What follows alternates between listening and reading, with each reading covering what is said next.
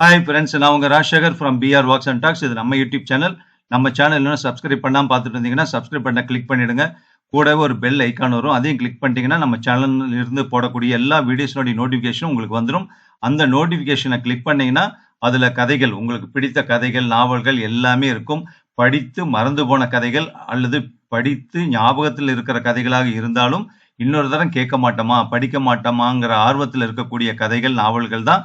அதே நேரத்தில் படிக்க தவறிய கதைகள், தவறவிட்ட கதைகள் எல்லாமே நம்ம சேனல்ல உங்களுடைய டேஸ்ட்டுக்கு தகுந்த மாதிரி கொடுத்துக்கிட்டே இருக்கோம். கண்டிப்பா உங்களுக்கு பிடிக்கும். உங்க ஃப்ரெண்ட்ஸ் சர்க்கிளுக்கு ஷேர் பண்ணுங்க. அதே மாதிரி இந்த வீடியோ பார்த்துட்டு இந்த கதையை கேட்டுட்டு ஒரு லைக் பட்டனை கிளிக் பண்ணிடுங்க. ஓகேவா? ஸோ இந்த வீடியோல கேட்கக்கூடிய விஷயம் என்னன்னா, ஒரு நாவல்.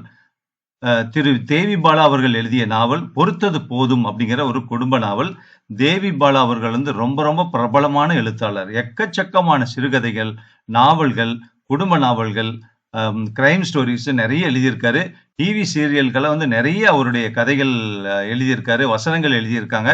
ஸோ அவங்க பத்தி நம்ம சொல்லிட்டே போகலாம். அந்த அளவுக்கு ரொம்ப ரொம்ப பிரபலமான எழுத்தாளர் திரு தேவி பாலா அவர்கள். அவர் எழுதின நாவல் தான் பொறுத்தது போதும். நம்ம கேட்கலாமா? தேவி பாலா அவர்கள் எழுதிய நாவல் பொறுத்தது போதும், ஏ ஃபேமிலி ஸ்டோரி, பகுதி 1. ஸோ அந்த பகுதி 1க்கு போறதுக்கு முன்னாடி இந்த நாவலுக்கு தேவி பாலா அவர்களே ஒரு முன்னுரை எழுதியிருக்காரு. அதை படிச்சுட்டு நாம அதுக்கப்புறம் கதைக்குள்ள போகலாம். முன்னுரை ஃப்ரம் தேவி பாலா. திருமணம் முடித்து தங்கள் வீட்டுக்கு மருமகளாக வாழ வரும் பெண் படித்தவளாக, திறமைசாலியாக, சம்பாதிக்கும் அழகான பெண்ணாக அமைந்துவிட்டால் அதற்காக சந்தோஷப்படாமல் அவளை வீழ்த்த சிலர் துடிப்பதை இன்றும் பல வீடுகளில் நாம் காண்கிறோம். அது மட்டுமல்ல, அவளது தாம்பத்திய வாழ்வில் விரிசலை உண்டாக்க மாமியார், நாத்தனார் கூட்டு சேர்ந்து அடிக்கும் கூத்தும் நிஜமாகவே சில இடங்களில் நடக்கத்தான் செய்கிறது. ஏன் வீட்டுக்குள் இது போன்ற வில்லிகள் பெருகிவிட்டார்கள்? அதை தோலுரித்து காட்டும் நாவல் தான் இது. இது கதையல்ல, நிஜம். அன்புடன் தேவி பாலா. அத்தியாயம் 1. கடற்கரை சாலையில் மாலை 6 மணிக்கு காத்திருந்தாள் ராசி. கடிகாரம் பார்த்தாள். மேலும் 15 நிமிஷங்கள் கூட சன்னமாக பொறுமை இழக்கத் தொடங்கினாள். செல்போனில் துவாரகேஷ் எண்களை முயற்சி செய்தாள். அடித்துக் கொண்டிருந்தது. அவன் எடுக்கவில்லை. மேலும் 15 நிமிஷங்கள். லேசாக இருட்ட ஆரம்பித்தது. ராசி தனியாக நின்றதால் 6 முதல் 60 வரை நோட்டம் விட்டுக்கொண்டே போனது. அது வேறு அதிகபட்ச எரிச்சலை தர ராசி கடுப்பாகி புறப்பட்டு சாலைக்கு வந்து விட்டாள். பார்க்கிங்கில் இருந்த தன் ஸ்கூட்டரை உருவினாள். தலைக்கவசத்தை எடுத்து மாட்டினாள். அதில் உட்கார்ந்து ஸ்கூட்டரை இயக்க, ராசி போகாத, இதோ நான் வந்துட்டேன். குரலை தொடர்ந்து துவாரகேஷ் தன் ராயல் என்ஃபீல்டு வண்டியை கொண்டு வந்து நிறுத்தினான். இல்ல, நான் போகணும். கோவப்படாத ராசி. கோவப்படாம? உன்னை 5:30க்கு பீச்சில் இருக்க சொன்னேன். உனக்கு 5க்கு டியூட்டி முடியுது. இங்க பைக்ல வர 10 நிமிஷங்கள் தான் ஆகும். ஆனா 1 மணி நேரம் தாமதமா வந்திருக்க. என்னால நேரத்தை பராமரிக்காதவங்க கூட மாரடிக்க முடியாது. காரணம் இல்லாம நான் இந்த சாயங்கால நேரத்துல உன்னை வர சொல்ல மாட்டேன் துவாரகா. இத பாரு ராசி, கடைசி நேரத்துல ஜிஎம் கூப்பிட்டு ஒரு வேலை தந்து இப்பவே முடிச்சு கொடுன்னு என் தோல்ல ஏறி உட்கார்ந்துட்டார். நான் முடியாதுன்னு சொல்ல முடியுமா ராசி? அத ஒரு போன் பண்ணி சொல்ல உன்னால முடியாதா? அதுக்கு கூட எனக்கு அவகாசம் இல்ல. முடிச்சிட்டு மூச்சிறைக்க புறப்பட்டா ரூட் டைவர்ஷன். சுத்திக்கிட்டு வர்றேன். மத்தவங்க கஷ்டங்களை நீ புரிஞ்சுக்கவே மாட்டியா ராசி? சரி, இங்கே இருட்டாயிருச்சு. வண்டி எடு, ரத்னா கேப்ல உட்காரலாம். இருவரும் வண்டி எடுத்து திருவல்லிக்கேணி வந்து ரத்னாவில் இடம் பிடித்து உட்கார, நான் மத்தியானம் சரியா சாப்பிடல. சாம்பார் இட்லி சொல்லவா? இந்த நேரத்துல சாம்பார் இட்லியா? ஏன், பசிக்கு நேரம் உணவுப் பொருட்களோட வகையறாக்கள் உண்டா என்ன? சரி, எனக்கு வெறும் காஃபி மட்டும் போதும். ஒரு காஃபி, 4 இட்லி, ஒரு குவளை சாம்பார் என்றான் துவாரகா. சொல்லு ராசி. உனக்கு பசி மயக்கத்துல காது கேட்காது. காலையில உங்க வீட்டுல டிஃபனை சாப்பிட மாட்டியா? அம்மா சீக்கிரம் எழுந்து எப்ப சமைச்சாங்க? அன்னிக்கு தலைவலி. கிச்சன்ல விளக்கே எரியல. அண்ணன் 6 மணி டியூட்டிக்கு போயாச்சு.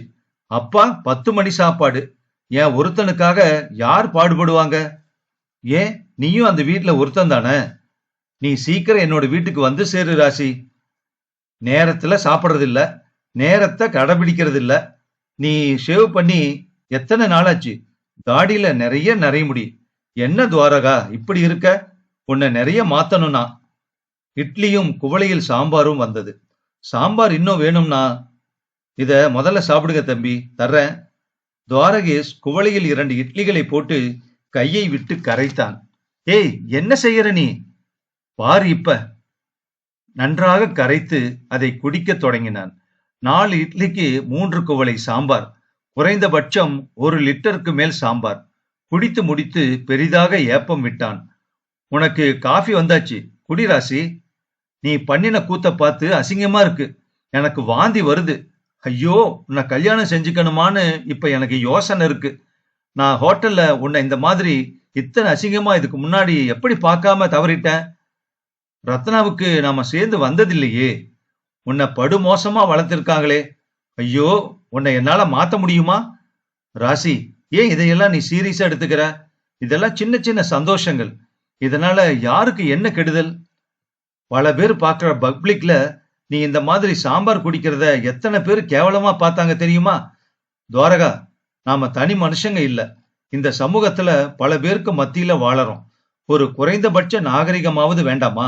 நீ படிச்சவன், பட்டதாரி, ஒரு நல்ல உத்தியோகத்துல இருக்க. பல பேர் கூட சேர்ந்து தினசரி வாழறோம். ஒரு கண்ணிய வேண்டாமா? குடும்பத்துல வேலை பார்க்கிற இடங்கள்ல இந்த மாதிரி பொது இடத்துல கவனமா இருக்க வேண்டாமா துவாரகா? தாயே ராசி, உபதேசம் போதும். எதுக்கு இந்த அவசரமான சந்திப்பு? அக்கா பிரசவம் முடிஞ்சு 6 மாசமாச்சு. அவ புருஷன் வீட்டுக்கு போயிடுவா. அதனால என்னோட கல்யாண பேச்ச வீட்டுல எடுக்க தொடங்கியாச்சு. நீ நம்ம சங்கதிய சொல்லலையா? உன்னை ஒரு வார்த்தை கேட்ட பிறகு பேசலாம்னு தான் இருக்கேன். ஏதாவது பிரச்சனை வருமா? அதுக்காக நான் யோசிக்கல. இது என்னோட வாழ்க்கை. முடிவை நான் தான் எடுக்கணும். இது தொடர்பா நான் உங்ககிட்ட குடும்பங்கள்ல நிறைய பேசணும். உங்ககிட்ட சம்மதம் கேட்டுக்கிட்டு நான் வீட்டுல பேசணும். நீ சொல்லிட்டியா உன்னோட வீட்டுல? இல்ல ராசி, நானும் நீ பச்சை கொடி காட்டின பிறகு பேசலாம்னு இருக்கேன். நீயும் நானும் 1 வருஷத்துக்கு மேலா பழகுறோம். மனசுக்கு பிடிச்சு நண்பர்களாகி அப்புறம் காதலிக்க தொடங்கணும். இது வரைக்கும் இறங்கி பேசல. கல்யாணம் தொடர்பா நாம பேசிட்டு வீட்டுல சொல்லலாம்னு சொல்றியா? அதுல தப்பில்ல ராசி. எல்லாத்தையும் நாம பேசிட்டா அப்புறமா குடும்பங்களை உள்ள கொண்டு வர்றது ஈஸி இல்லையா? நீ இப்பதான் கொஞ்சம் புத்திசாலித்தனமா பேசுற துவாரகா. சரி, முதல்ல நீ பேசுறியா இல்ல நான் பேசட்டுமா? பெண்களுக்கு முன்னுரிமை. நீயே பேசிடு ராசி. எங்கப்பா தனியார் பள்ளிக்கூடத்துல வாத்தியாரா இருந்து ரிட்டையர் ஆனவர். சம்பாதிச்சது எதுவும் பெருசா நிக்கல. கூட்டு குடும்பத்துல வாழ்ந்து பெத்தவங்க உடன்பிறப்புன்னு தந்து தனக்காக வாழாம வீணா போனவர் எங்க அப்பா. எங்க அம்மாவால அதை தடுக்கவும் முடியல. தடுக்கிற சூழ்நிலையும் அம்மாவுக்கு இல்ல. அதனாலதான் நினைச்சபடி நிம்மதியா வாழ முடியலன்னு அம்மாவுக்கு அப்பா மேல கோபம். அதனால 2 பேருக்கும் நிறைய கருத்து வேறுபாடுகள் வந்து எலியும் பூனையுமா ஆயிட்டாங்க. நாங்க 2 பொண்ணுங்க. அக்கா பெருசா படிக்கல. அதனால வேலைக்கும் போகல. அவளை கல்யாணம் செஞ்சுக்கிட்ட மணிகண்டன் வெறும் எலக்ட்ரீஷியன். ஓரளவுதான் வருமானம். பாதி நாள் அக்கா இங்கதான் இருப்பா. அம்மா சின்னதா மெஸ் மாதிரி நடத்துறதுனால குடும்பம் தப்பிச்சது. நான் எம்காம் படிச்சு தனியார்ல வேலைக்கு சேர்ந்து 4 வருஷங்களா குடும்பம் ஓடுது. அதனால பணத்துக்கு பிரச்சனை இல்லை இப்போ. நீ என்ன சொல்ல வர? நம் கல்யாணத்துக்கு பிறகு உன் சம்பளத்தை முழுசா உங்க அம்மா கிட்ட தரணும்னு சொல்ல போறியா? அப்படி சொன்னா உன்னோட பதில் என்னவாக இருக்கும் துவாரகா? நான் தடுக்க மாட்டேன். தாராளமா குடுன்னு சொல்லுவேன். ஆனா நான் அதுக்கு தயாரா இல்ல. அக்கா பிரசவம் முடிஞ்சு 6 மாசமாச்சு. அவ இனிமே இங்க செல்லம் கொஞ்சினது போதும். மூட்டையை கட்ட வேண்டியதுதான். வீடு சொந்த வீடு. அம்மா நடத்துற மெஸ்ஸு அப்பா அம்மாவுக்கு போதும். பற்றாக்குறை இருந்தா நான் தரலாம். அது நியாயமான செலவா இருந்தா. மத்தபடி நாம வாழணும் துவாரகா. இனி நீ உன்னை பத்தி சொல்லலாமே. எங்கப்பா ரயில்வேல வேலை பார்த்தவர். மாசம் 15,000 பென்ஷன் வருது. அண்ணன் ஃபேக்டரியில சூப்பர்வைசர். சம்பளத்துல பெரும் பகுதிய அண்ணி அமுக்கிடுவாங்க. மீதி தவிர அப்பா பணத்துல மாசம் 5,000. என்னோட சம்பளத்துல 90% வீட்டுக்கு செலவாகுது. வேலைக்கு போற மருமகள் தான் வேணும்னு அம்மா பிடிவாதமா இருக்காங்க. நீ அந்த வீட்டுக்கு வாழ வந்த பிறகு பல விஷயங்களை முடிவெடுக்கணும். நாம இன்னும் கொஞ்சம் பேசணும் துவாரகா. இனி பேச என்ன இருக்கு? அத நாளைக்கு காலையில 7 மணிக்கு கபாலீஸ்வரர் கோயிலுக்கு நீ வா. அங்க உட்கார்ந்து பேசலாம். கற்பகாம்பாள் மெஸ்ல போலி ரொம்ப நல்லா இருக்கும். ஏன் துவாரகா, சாப்பாடு தான் பிரதானமா உனக்கு? அதுக்குத்தானே வாழறோம். இல்ல, நான் சாப்பாட்டுக்காக வாழல, வாழ்றதுக்காக சாப்பிடுறேன். அத்தியாயம் 2.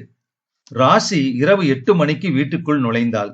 அக்கா சுசீலாவின் கணவன் மணிகண்டன் வந்திருந்தான். குழந்தை அழுது கொண்டிருந்தது. அம்மா மாப்பிள்ளையை உபசரித்துக் கொண்டிருந்தாள். அவன் 9வது தோசையை உள்ளே தள்ளிக் கொண்டிருந்தான். அவனும் சாப்பாட்டு ராமன் தான். மாமியார் வீட்டுக்கு சாப்பிடுவதற்காகவே வருவான். முடித்ததும் உள்ளே போய்விடுவான். அக்கா சுசீலாவும் போய்விட முகத்தை கழுவி உடை மாற்றிக் கொண்டு வந்தாள் ராசி. டீ தரட்டுமா ராசி? வேண்டாமா, அக்காவை கொண்டு போய் விட நாள் பார்த்தாச்சா? இல்லடி, அதுல ஒரு சிக்கல். என்ன பிரச்சனை? அவங்க மாமியாருக்கு கர்ப்பப்பையில கட்டியாம், ஆபரேஷன் செய்யணுமா. அத முடிச்சா அந்த அம்மா 6 மாசம் ரெஸ்ட் எடுக்கணுமா. இவ இப்ப போய் என்ன செய்வா? அக்கா போய்த்தானேமா ஆகணும். அந்த அம்மாவுக்கு உதவ வேறு யாரு இருக்காங்க? என்னடி பேசுற நீ? கை குழந்தைய வச்சுக்கிட்டு மாமியாரை இவளால எப்படி பாத்துக்க முடியும்? அந்த அம்மா இவளுக்காக என்ன செஞ்சிருக்கு? அது சாதாரணமா இருந்தாலே ஊர்பட்ட மாய்மாலம் பண்ணிக்கிட்டு மயங்கி உட்காரும். இப்ப ஆபரேஷன் முடிஞ்சா அது படுக்கையை விட்டு எழுந்திருச்சு வருமா? இவ இன்னும் 1 வருஷத்துக்கு அந்த பக்கம் தலை வச்சு படுக்க கூடாது. அவ வரமாட்டா மாப்ள. நீங்க இங்க வந்துடுங்கன்னு நான் சொல்லிட்டேன். அவர் உடனே சரின்னு சொல்லி இருப்பாரே. சோறு கண்ட இடம் சொர்க்கமாச்சு அவருக்கு. ஏய், மெதுவா பேசுடி, மாப்பிள்ள காதல விழுந்தா தப்பாயிடும். சுசீலா ரோசக்காரி, சொல் தாங்க மாட்டா. ரோசக்காரி இன்னும் எத்தனை வருஷத்துக்கு பிறந்த வீட்டுல இருக்க போறா? கேட்டு சொல்றியா? அதை விடு. உன்னோட வரன் விஷயமா 2 ஜாதகங்கள் வந்திருக்கு. அதுல ஒண்ணு மணலில. நிறுத்துமா. என்னோட கல்யாண விஷயமா பேசுறதுக்கு முன்னால பல முடிவுகளை இந்த வீட்டுல தெளிவா எடுத்தாகணும். நீ இப்ப எதுவும் பேச வேண்டாம். ஒரு சலிப்புடன் உள்ளே வந்தாள் ராசி. அப்படியே படுத்து விட்டாள். இப்போதெல்லாம் பல பெண்களுக்கு மாமியாரை விட அம்மாதான் எதிரியாக இருக்கிறார்கள். மற்றவர் தோளில் ஏறி சவாரி செய்வதே சிலருக்கு காலம் முழுக்க வாடிக்கையாகிவிட்டது. வெறுப்பாக இருந்தது. கதவு ஓசைப்பட்டது. திரும்பினாள் ராசி. அப்பா உள்ளே வந்தார். சாப்பிட வரியாமா? இல்லப்பா, பசிக்கல. என்னப்பா, ஏதாவது வேணுமா? என்னால முடியலம்மா. சொன்னா உங்க அம்மாவுக்கு என் மேல கோபம் வரும். சுசீலா ஒரு குழந்தை பெத்தாச்சு. குழந்தைக்கும் 6 மாசம் ஆச்சு. மாப்பிள்ள எந்த ஒரு பொறுப்பையும் ஏத்துக்கிறது இல்ல. செலவுக்கு பணமும் தர்றதில்ல.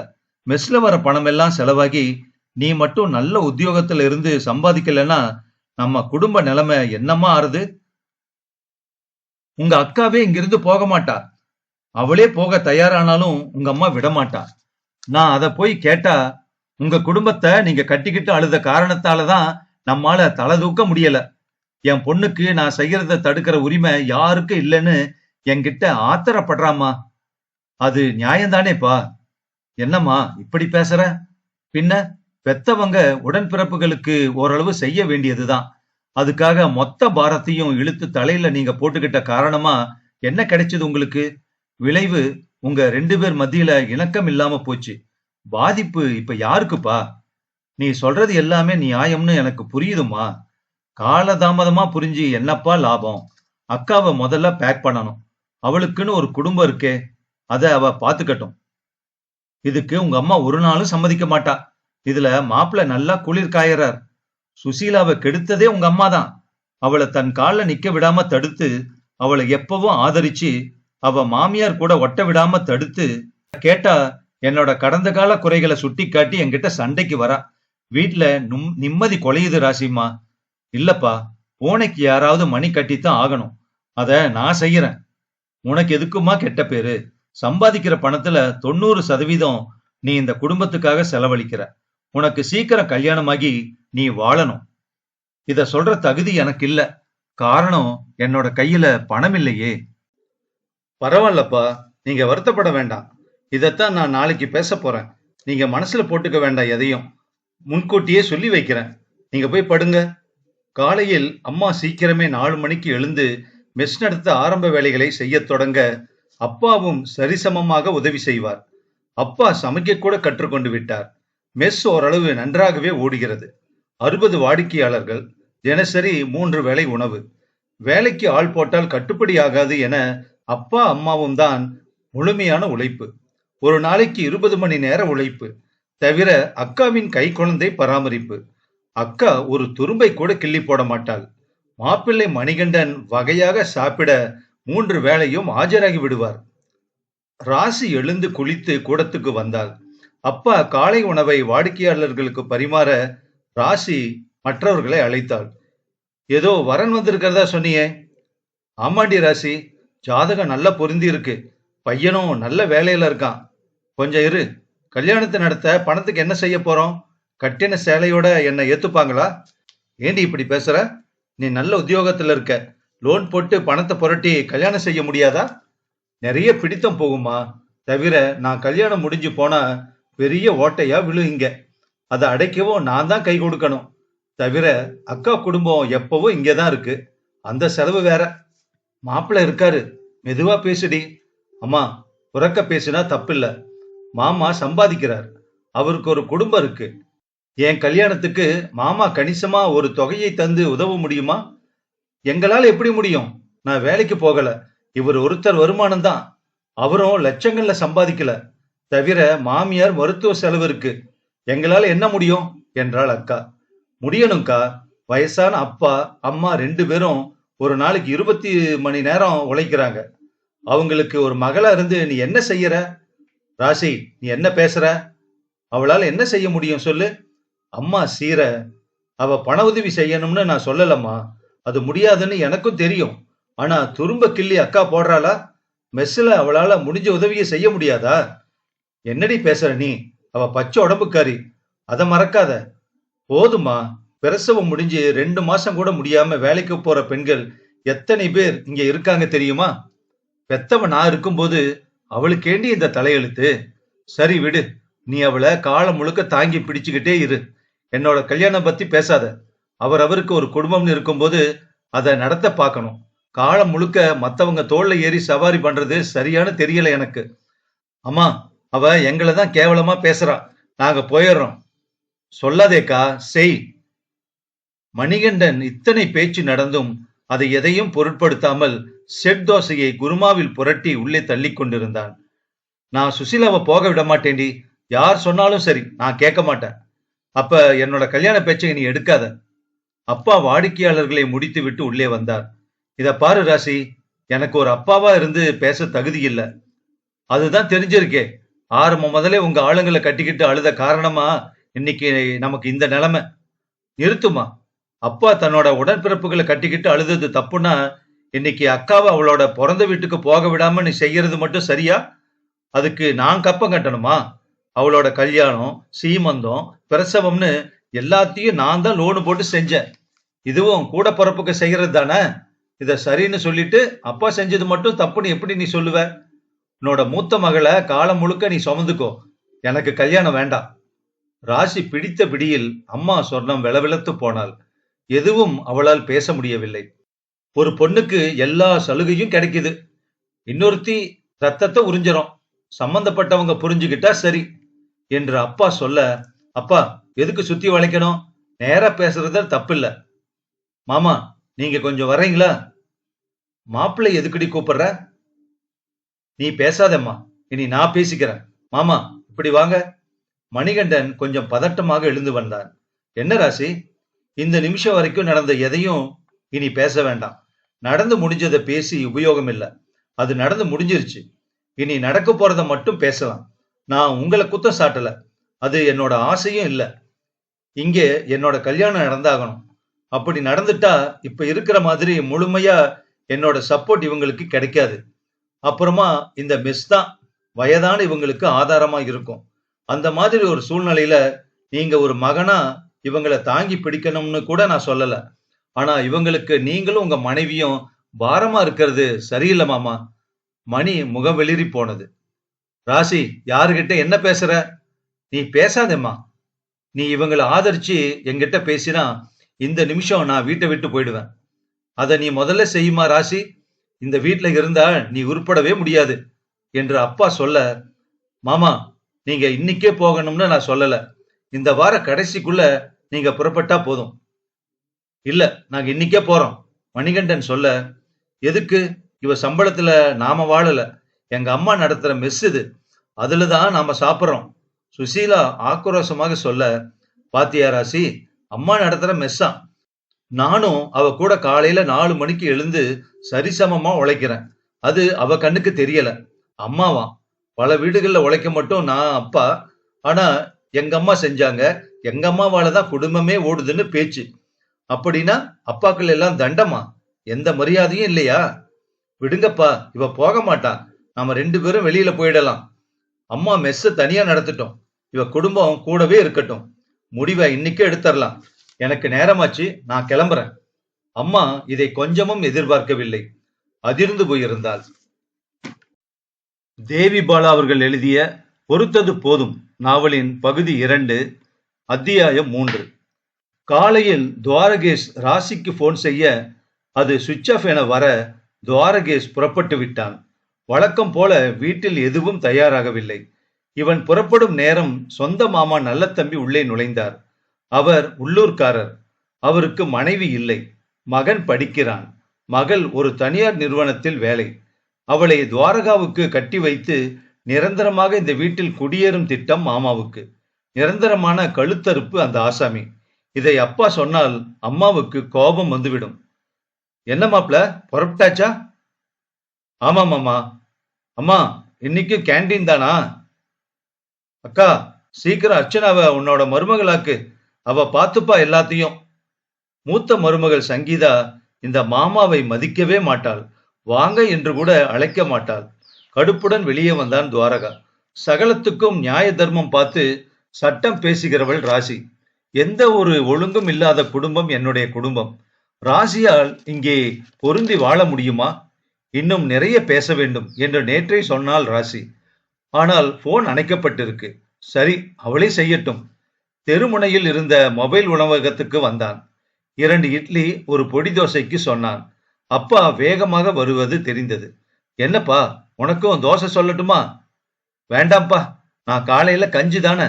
மத்தியானம் உங்க அண்ணி சமைக்கிற கேவலமான சாப்பாடு. அத கூட உங்க அம்மா சமைக்க மாட்டா. அதை விடு. நான் எதுக்கு வந்தேன்னா, உன்னுடைய மாமா தினமும் வர்றான். எப்படியாவது அவன் அவளுடைய அர்ச்சனாவை உன்னோட தலையில கட்ட ஒத்த கால்ல நிக்கிறான். உங்க அம்மாவும் அதுக்கு சம்மதிப்பான்னு தோணுது. அப்ப அம்மாவே கல்யாணம் செஞ்சுக்கட்டும். நல்லது தாண்டா. நீ ஒரு காலம் சம்மதிக்காத. ஏற்கனவே உங்க அம்மா குடும்பத்து ஆட்களோட வரவும் கொட்டமும் தாங்கல. அர்ச்சனா உள்ள வந்துட்டா அது தலை விரிச்சாடும். உனக்கு வெளியில வரம் பார்க்கலாம். இத சொல்லவா நீ மூச்சரைக்கு ஓடி வர? நான் பாத்துக்கிறேன்பா. அவன் சாப்பிட்டு முடித்து ராசிக்கு முயல போன் அடித்தது. ராசி எடுத்தாள். நான் சார்ஜ் போட மறந்துட்டேன் துவாரகா. நீ லீவு போட்டுட்டு வரியா? பேச வேண்டிய நேரம் வந்துருச்சு. சரி, நான் தயார். அவள் இடத்தை சொன்னாள். அவன் பைக்கை இயக்கினான். வழக்கமாக சந்திக்கும் இடத்துக்கு இருவரும் வர, நான் என் குடும்பத்தை பத்தி உங்ககிட்ட ஓரளவு தான் சொல்லியிருக்கேன். இப்ப முழுசா சொல்ல வேண்டிய நேரம் வந்தாச்சு என ஆரம்பித்து இன்று காலை நடந்தது வரை சகலமும் சொன்னாள் ராசி. நீ உன்னோட பேரண்ட்ஸை சப்போர்ட் பண்ண முழுசாவே கொடு. ஏன்னா என் வீட்டுல அண்ணி சுயநலமா தான் இருக்காங்க. வேலைக்கும் போகல. ஆனா அண்ணன் சம்பளத்துல நகை, சீட்டு, டெபாசிட்னு நிறைய எதிர்காலத்துக்கு தன்னோட மகளுக்கு பிளான் போடுறாங்க. மீதி தான் குடும்பத்துக்கு வருது. அப்பா 5000 தர்றார். என்னோட சம்பளம் தான் முழுசா இறங்குது. சம்பாதிக்காத அன்னைக்கே இத்தனை சுயநலம்னா சம்பாதிக்கிற உன்னை யாரும் கேள்வி கேட்க முடியாது. எங்க மாமா அவரோட மகளை கட்டி வச்சு முழுசா எங்க வீட்டுக்கு வந்துடலாம்னு பாக்குறார். உன் கல்யாண பேச்சு தொடங்கியாச்சா? நான் ஒப்புக்க வேண்டாமா? நம்ம ரத்தத்தை உறிஞ்சி தன்னோட காரியம் சாதிக்கிற உடன்பிறப்புகள் 2 பேருக்குமே இருக்காங்க. இனிமே தாமதிக்க வேண்டாம்னு தோணுது துவாரகா. நம்ம காதலை சொல்லி கல்யாண பேச்சை எடுத்துடலாம். நான் தயார். எப்படி ஆரம்பிக்கணும் ராசி? இன்னைக்கே நம்ம வீட்டுல 2 பேரும் தொடங்கலாம். எங்க அப்பா கிட்ட பணம் இல்ல. நான் ஏற்பாடு செஞ்சுதான் கல்யாணத்தை நடத்திக்கணும். உங்க வீட்டுல எதிர்பார்ப்புகள் இருக்குமா? அம்மாவுக்கு நிறையவே இருக்கும். வரப்போற மருமக வேலைக்கு போகணும். அவ கை நிறைய சம்பாதிச்சு குடும்பத்துக்கு செய்யணும்னு எதிர்பார்ப்பு உண்டு. அப்படியா? உங்க அண்ணி வேலைக்கு போறாங்களா? மாசம் மாசம் ஆயிரக்கணக்கில் கொண்டு வர்றாங்களா என்ன? சீர் கொண்டு வரணும்னு எதிர்பார்ப்பு உண்டு ராசி. உங்க அண்ணி கொண்டு வந்தாங்களா? கிழிச்சாங்க. அண்ணன் கல்யாணத்துல சோறு கூட போடல. உங்க மாமா சீரும் சிறப்புமா தன்னோட மகளை உங்களுக்கு கட்டி வைப்பாரா? எதுவும் செய்ய மாட்டார் ராசி. அப்புறம் என்ன துவாரகா? பேச ஏதாவது யோக்கியதை இருக்கா உங்களுக்கு? நான் மனசுல பட்டா பட்டுன்னு பேசிடுவேன் துவாரகா. உங்களை காதலிக்கிறத சொல்லி கல்யாணம் செஞ்சுக்கிறதுல எங்க வீட்ல எந்த ஒரு தடையும் வராது. மற்ற சங்கதிகளையும் நான் பார்த்துப்பேன். உங்க குடும்ப விஷயத்த நீங்க தான் முடிவு செய்யணும். இன்னைக்கே நான் பேசிடுறேன். என்னோட கேள்வி என்னன்னா, எந்த ஒரு சீரான நடைமுறையும் இல்லாத என்னோட வீட்ல நீ வந்து வாழ முடியுமா? முடியும்பா. ஆனா நியாயங்களை நான் பேசுவேன். அதை நீங்க தடுக்க கூடாது. அது சமயத்துல ஒரு புயலை கிளப்பும். அதை எதிர்கொள்ள நீங்க தயாரா இருக்கணும். நீ பேசுறது சரியா இருந்தா நான் தலையிடவே மாட்டேன். எங்க பையனை எங்களுக்கு எதிரா திருப்பி விடுறான்னு அவங்க பேசுற மாதிரி நான் வச்சுக்க மாட்டேன். உங்க வீட்டு பெரியவங்களை பார்த்து பயப்படுறியா துவாரகா? இந்த மாதிரி நீ பேசினா எந்த ஒரு ஆம்பளைக்கும் பிடிக்காது ராசி. பயம் இல்ல. ஒரு வாழ்க்கை தொடங்கும் போது கலகத்தோட தொடங்கக்கூடாது. அமைதியா ஆரம்பிக்கணும்னு நான் நினைக்கிறேன். சரி, நீ உன்னோட வீட்ல பேசு துவாரகா. அப்புறமா மத்ததை யோசிக்கலாம். அத்தியாயம் 4. ராசி பேசிவிட்டு போன பிறகு அவமானப்பட்ட சுசீலா கொந்தளிக்க தொடங்கினாள். அப்போதும் மணிகண்டன் பதட்டப்படவே இல்லை. பதட்டம் சோறு போடாது என்பது மணிக்கு நன்றாகவே தெரியும். இதற்காக ஆத்திரப்பட்டு தன் வீட்டுக்கு போனால் நாக்கு செத்து போகும். இங்கே 3 வேளையும் விதவிதமாக மெஸ்ஸுணவு. தன் வீட்டுக்கு போனால் அம்மா நோயாளி. அடுப்படி பக்கமே சுசீலா போக மாட்டாள். விளைவு பட்டினி மட்டுமல்ல, செலவும் எக்குத்தப்பாக எகிரும். இதில் மௌனம் சாதிப்பதுதான் நல்லது. ஆனால் சுசீலாவால் அப்படி இருக்க முடியவில்லை. நீங்க எதுவும் பேசாம இருந்தா எப்படி? நீ தான் பேசிட்டியே, எங்க அம்மா நடத்துற மெஸ்ஸுன்னு சொல்லிட்டியே, அப்புறம் என்ன? நமக்கு எல்லா உரிமைகளும் உண்டு. அம்மா உள்ளே வந்தாள்.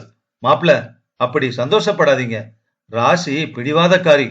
போகணும்னு நினைச்சா கிளம்பிடுவா. அவங்க அப்பாவும் சேர்ந்து போனா நம்ம கதி என்ன? ஊர் நம்ம என்ன பேசும்? அவரை விட்டு நான் இருக்க முடியுமா? அவ சம்பளம் இல்லாம மெஸ் நடத்தினா குடும்பம் நடத்த முடியாது மாப்ள. அப்புறம் உங்க சம்பளத்தை முழுசா நீங்க தர வேண்டி வரும். தருவீங்களா? நாங்க எதுக்குமா தரணும்? கேட்டியா? உன் பொண்ணு ஓசிச்சோறு தின்ன ஆசைப்படுறா. ராசியோட உழைப்பையும் நம்ம ரத்தத்தையும் உறிஞ்சி வாழ ஆசைப்படுறாங்க. இப்பவும் நீ புரிஞ்சுக்கலனா கடவுள் கூட உன்னை இவங்க கிட்ட இருந்து காப்பாத்த முடியாது. நான் எதுக்கு நாயா உழைக்கணும்? நான் ராசி கூட போனா அவ என்னை வச்சு தாங்குவா. அப்பா கூறினார். அம்மாவின் முகம் வெளிறிவிட்டது. நீங்க போறதா முடிவே செஞ்சாச்சா? ராசி சொல்றதை கேட்காம இவங்களை நீ தாங்கி பிடிச்சா அவ நிச்சயமா இந்த வீட்டை விட்டு வெளியே போயிடுவா. நாளைக்கு அவ புருஷன் வீட்டுக்கு போனா நீங்களும் கூடவே போவீங்களாப்பா? நாங்க எதுக்கமா போகணும்? மெஸ்ஸ சின்னதா நடத்தினா எங்க 2 பேருக்கும் போதும். ராசி உங்க செலவுக்கு பணம் தருவான்னு நீங்க நம்பல? நீயும் ராசி மாதிரி பொண்ணு தானே, நீயும் பாதி கூட. நான் சம்பாதிக்கிறேனா? இவர் யாரோ பெத்த பிள்ளை. இவரு உங்களுக்கு செய்ய வேண்டிய அவசியம் என்ன? அம்மா அதிர்ச்சியுடன் சுசீலாவை பார்க்க, என்ன சுப்பு, செருப்படியா உனக்கு? சரிதாம்மா, மாப்பிள்ளை யாரோ பெத்த பிள்ளை, எங்களுக்கு செய்ய வேண்டியதில்ல. அப்புறமா எதுக்கு யாருக்கோ அம்மா அப்பாவா இருக்கிற எங்க மெஸ்ல வந்து 3 வேளையும் மூக்கு பிடிக்க சாப்பிடுறார்? சல்லி காசு தராம? மணிகண்டன் மானம் காற்றில் பறந்தது. போதும் சுசீலா, இதுக்கு மேல நீ பேசினா பெத்த பொண்ணுன்னு கூட பார்க்க மாட்டேனா? உன்னோட தங்கச்சி நீ இங்கிருந்து புறப்பட 1 வாரம் அவகாசம் தந்திருக்கா. நான் சொல்றேன், நாளைக்கே நீ காலையில போகணும். இப்பவே போனா நான் ரொம்ப சந்தோஷப்படுவேன். ஏமா, நீ எதுவுமே பேசாம இருக்க? அப்பா உடனே, வீடு என்னது, புருஷனை விட பொண்ணுதான் முக்கியம்னு அவ நினைச்சா அவ என்னோட வர்றதுல எனக்கு தடையில்ல. ராசிய புளிஞ்செடுக்க நான் தயாரா இல்ல. இனி இது தொடர்பா ராசி வந்த பிறகு பேசலாம். இந்த மெஸ்ஸு நாங்க தொடங்கினாலும் நாங்க உழைச்சாலும் இதோட முதலீடு மொத்தமும் ராசி தான். முதலாளி அவதான். அவளுக்கு நான் கணக்கு காட்டணும். அவர் உள்ளே போய்விட அம்மா அருகில் வந்தாள். சுசீலா, பிரச்சனை பெருசாகுது. நீங்க 2 பேரும் புறப்படுறது நல்லது. உங்க அப்பா கோவப்பட்டு முடிவெடுத்தா அதை யாராலையும் மாத்த முடியாது. அப்புறம் நஷ்டம் எனக்கு தான். மாலை 7 மணிக்கு ராசி வந்தாள். யாரிடமும் எதுவும் பேசவில்லை.